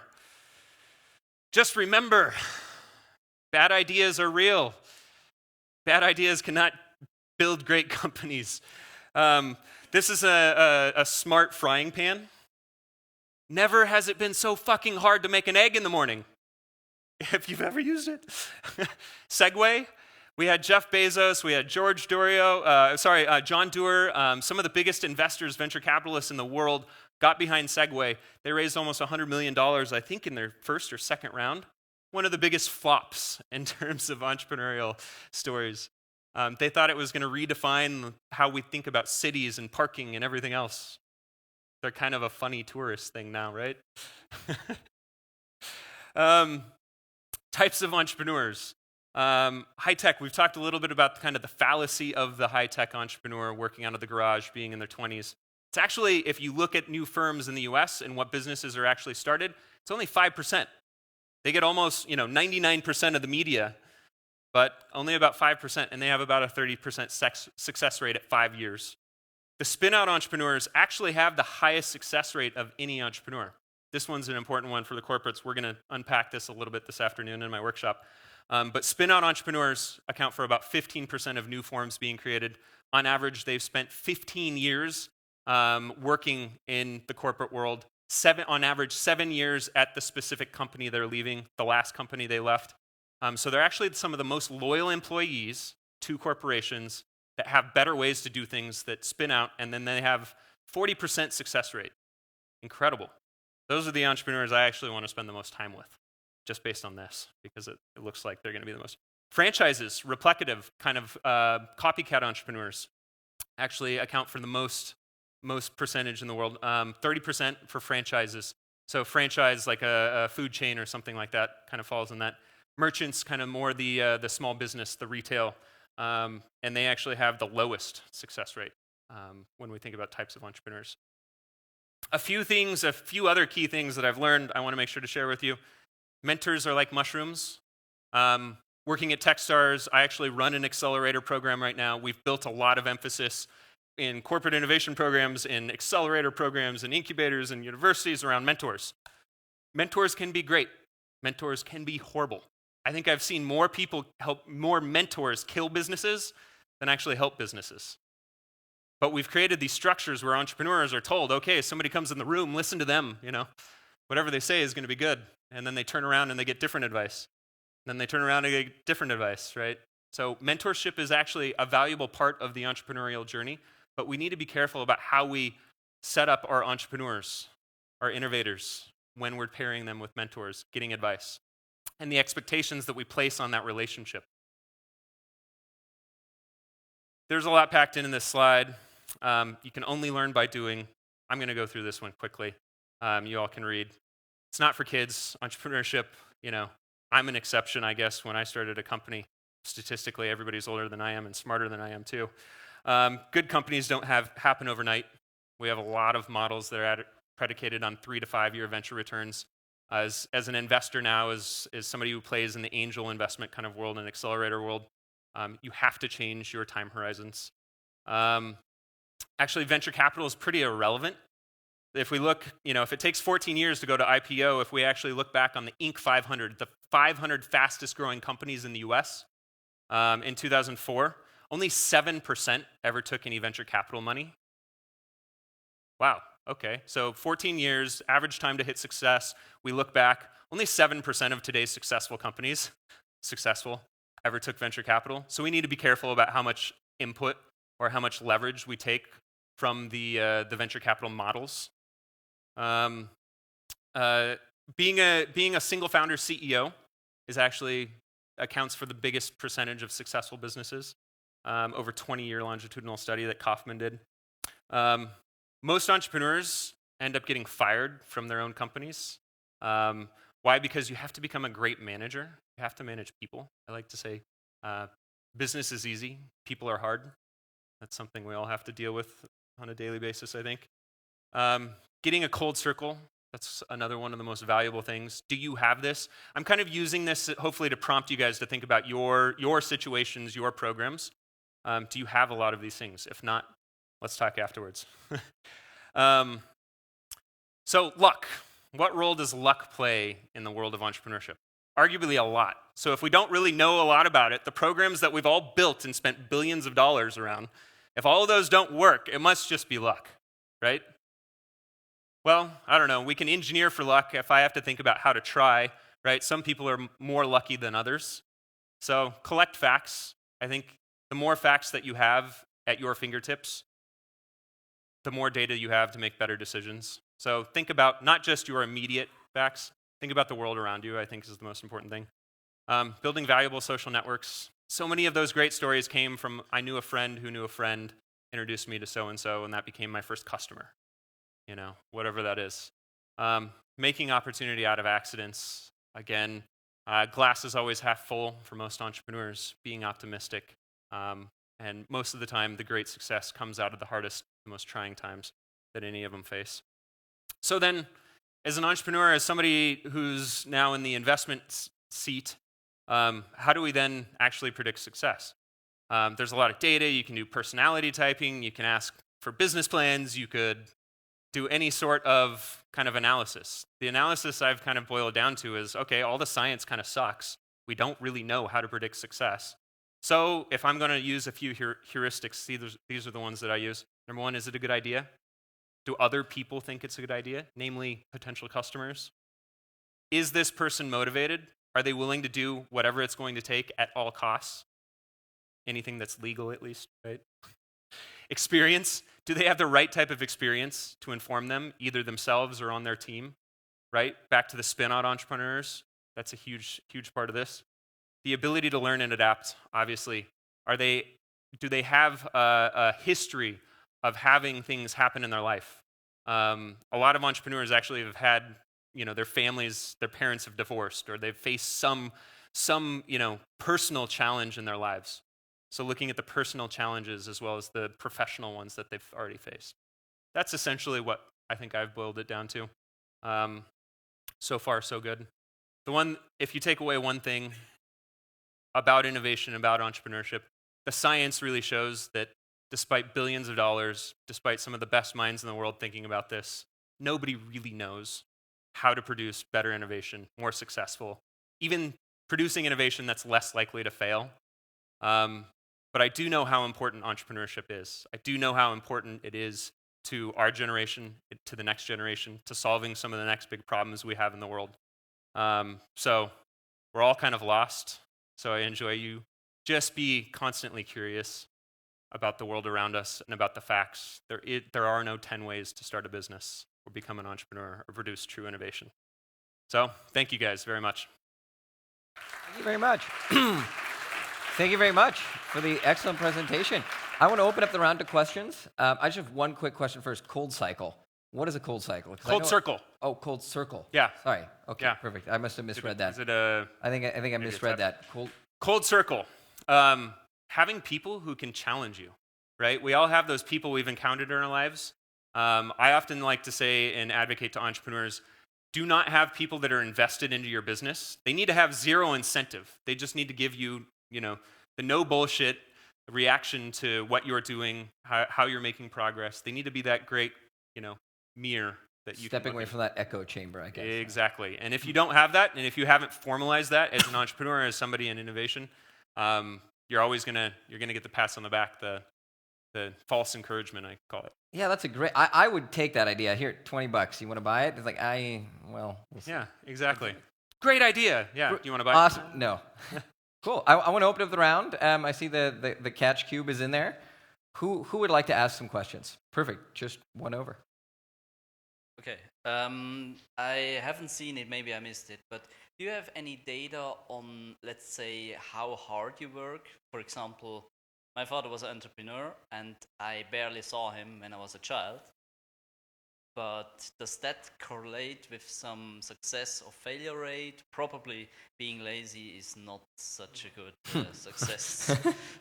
You probably answered it right there. Yeah. Yeah, but it's a lot.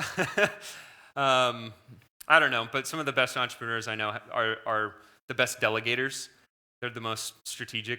The work harder, not smarter adage, I think, really plays there. Or work smarter, not harder. Sorry.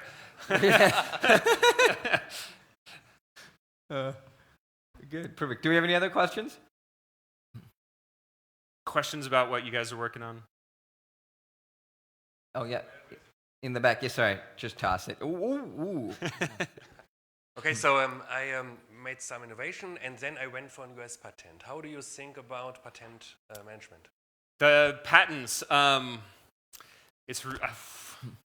patents are tough. It depends on what you're working on, honestly. If you've already validated that you have real customers, that it's a process that a box that you have to check.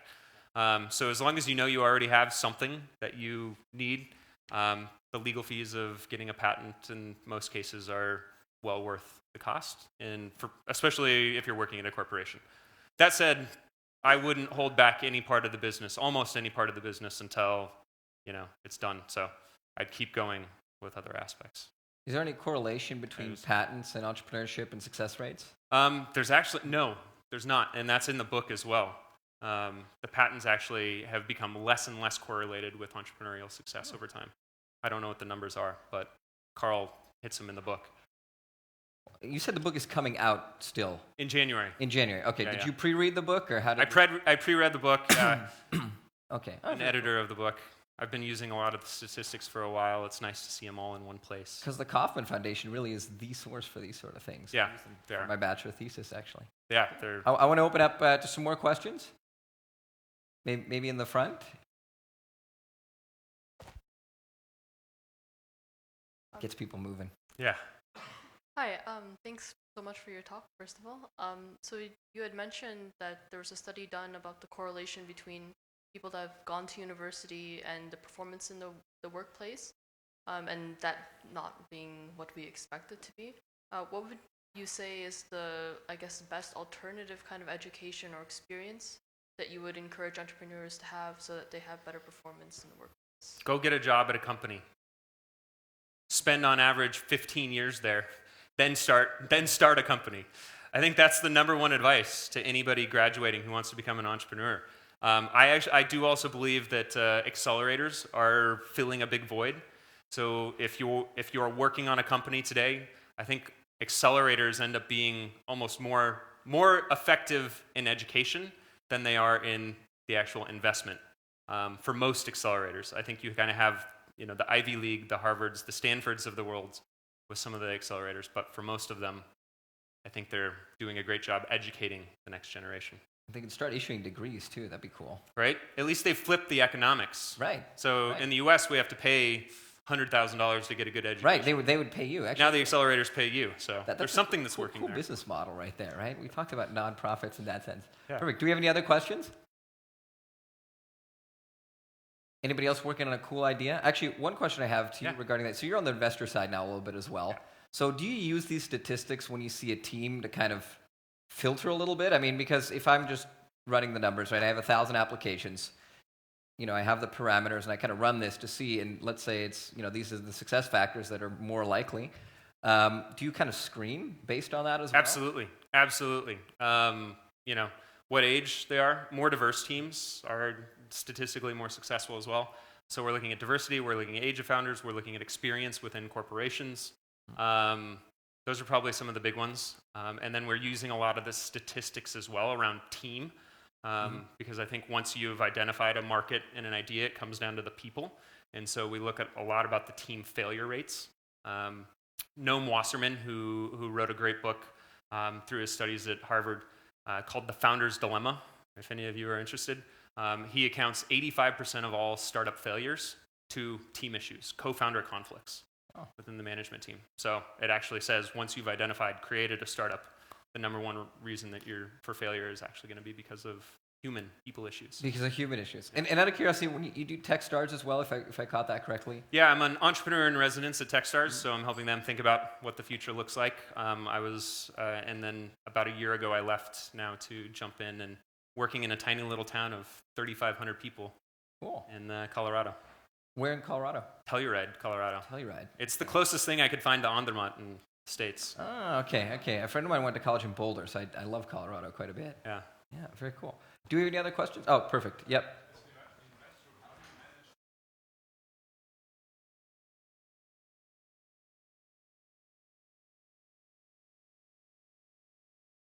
I think self-awareness is the number one thing. We do a lot of screening for that kind of self-awareness when the people are coming in. If people are really aware of their strengths, their weaknesses, and how they work with their co-founders, you can get that pretty quickly in a casual conversation. But once you've actually identified it, I haven't figured out ways to rectify it. There's therapists that are probably better qualified for doing that, but I'm not in the business of, I guess, being a therapist. Therapist in residence. Yeah, that's a new job title right there. A lot of investors, accelerators end up being, somehow psychological support for entrepreneurs. Yeah, but I don't know if there's a successful way to do that. Mm-hmm. Perfect. Do we have any other questions? Yep, in the back. Just you can toss the cube back and. Yeah.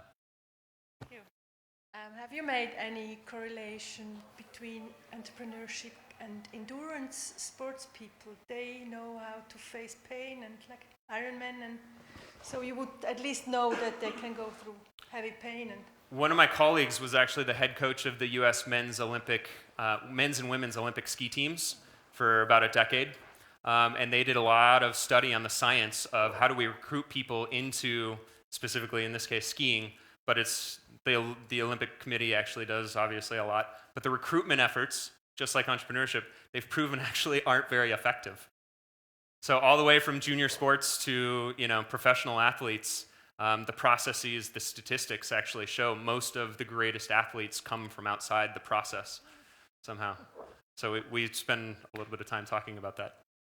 And I guess not many how many Ironman winners have gone on to compete and build great companies? I guess, yeah, I don't know. Maybe there's a values thing that's similar there. Yeah, the dedication, the motivation, the ability to get through anything. Yeah, absolutely. So. Do we have any other questions in the audience? Yep, perfect, right. Oh, yeah, not a far throw. Hi there. So my dad was the co-founder of the alternative bank in Switzerland. And actually right now he wants to do that, but globally. So like a social bank, but globally. Do you think there's any chance this would be successful? Oh, wow, big question. Yeah, we started off easy, but now we're getting to the real question. Statistically, it's going to be really hard, I'll tell you that. Well, he has experience. I mean... Just wait for the next question. Look, everybody likes to talk about the social enterprise angle, and I think it comes down to the market. The market's going to decide. If your values as an organization and the impact that you want to have as an organization aligns with the values of your customer base, it's going to work. It's why we all buy in the US, it's organic, here it's bio, right, products, but shifting values will drive the marketplace, will drive better outcomes. So, especially as we become more socially conscious. And will you invest in such a company? As you're now on the investor side? We don't invest in the fintech companies, so not part of our thesis. That would be the only reason to, yeah. And I think it always depends on the individual case as well, right? I mean, Absolutely. the complexities behind a social business, they're not natively bad or good in the sense that they can be very profitable. Yep. In many ways. There's a lot of companies in India actually that are doing really, really well on both sides of the coin. Yep. Drip Tech, for example, is one. They do irrigation systems for farmers, poor side in India, and they actually make quite a bit of money, but they really help also quadruple or quintuple actually farm output. So that really works on both sides, and that's actually a very lucrative business. Well, I think look around the world, right? Where have the world's biggest philanthropists come from? Actually, philanthropy itself was an invention from, I think, a competition between Carnegie and Rockefeller about who could give away their money the most effectively. Carnegie Hall. And so they built big libraries, big Carnegie institutions, and they happen to have a great social impact. But that was kind of the advent of it, and then hence we had a tax structure then to support it. Later on, and look at where is almost 80% of the dollars are coming from like 5 people or something. Bill Gates, now it's Zuckerberg, and Yeah, the Giving Pledge I think is one of the things they Giving worked out, Pledge, giving a away lot of the most. PayPal guys, Yep. So it's really interesting that none of those people actually started with a social enterprise in mind, but they're having kind of looped around, on the second turn. Yeah, I'm not saying it's a bad thing to be a social enterprise. I'm saying if you really want to create change in the world, people always ask about building startup communities, innovation communities. Leading Startup Weekend, we worked with thousands of volunteers who led Startup Weekend. They were the ones who made it happen. They always said, what's the one thing I can do to build a startup community? I said, go start a successful company.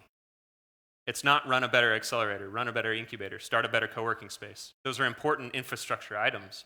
But the most impact you can have is actually being a successful entrepreneur yourself. Perfect. Do we have any other questions? Perfect. Well, in that case, I want to say thank you very much for coming out here and sharing this with us. We really appreciate it. Guys, a round of applause, please. And then, hold on. We're not going to send you away here without a stylish bag and the sounds to go with it. But thank you very much for coming out here. You'll be around afterwards for lunch. Absolutely. So, ask any questions. I've got some frameworks and stuff for any of you corporate innovators. Worked with a number of folks taking some of what we've learned inside corporations. Yeah. About a dozen workshops now, and I'll share some of that. You're actually doing a workshop later today as well, right? Yeah, so please do go out to the... All right. Perfect. Thank you. Round of applause, folks. One more thing, I forgot to do this. I usually like to take a quick selfie with the audience here, so let me just get that out of the way. Perfect. I want to end today just with a thank you to everyone, and especially the organizers of this festival. We've had some really, really great labs, and I know this is something that we don't see as much here, but I went to a lab yesterday focused on human-centered design. And actually, can you bring these up? So by pure coincidence, you guys, can you bring these up? So by pure coincidence, we did a lab that was focused on human-centered design. It was about conferences. How can we make conferences better? And I was like, wow, this is great because we have 30 people in here, and we're actually looking at how to make a conference better. So the labs here actually really do, we build something out of this. And I just wanted to show you, this is something that about 30 people came up with, and we're definitely going to take this back for next year and really hope that we can integrate some of these cool ideas and opportunities that we got from you as the audience into next year's festival. Folks, you can take those back down. We'll keep those backstage as well. But I just want to end by saying thank you for being here. Thank you to all the sponsors for making this possible. We still have labs this afternoon, so please do go out there and take your time to take these last labs. We have the hack this weekend as well, and the meeting point for labs is out there at 1:45. Folks, thank you very much for being here today. My name is Lucas Schleuninger. If any of you guys have any questions to what I actually do, I'll be around. I want a big thank you again to the organizer, Jonathan. He's probably not here because he knew I was going to call him out. But thank you very much for everything. And folks, enjoy the rest of the conference. Digital Festival 2017.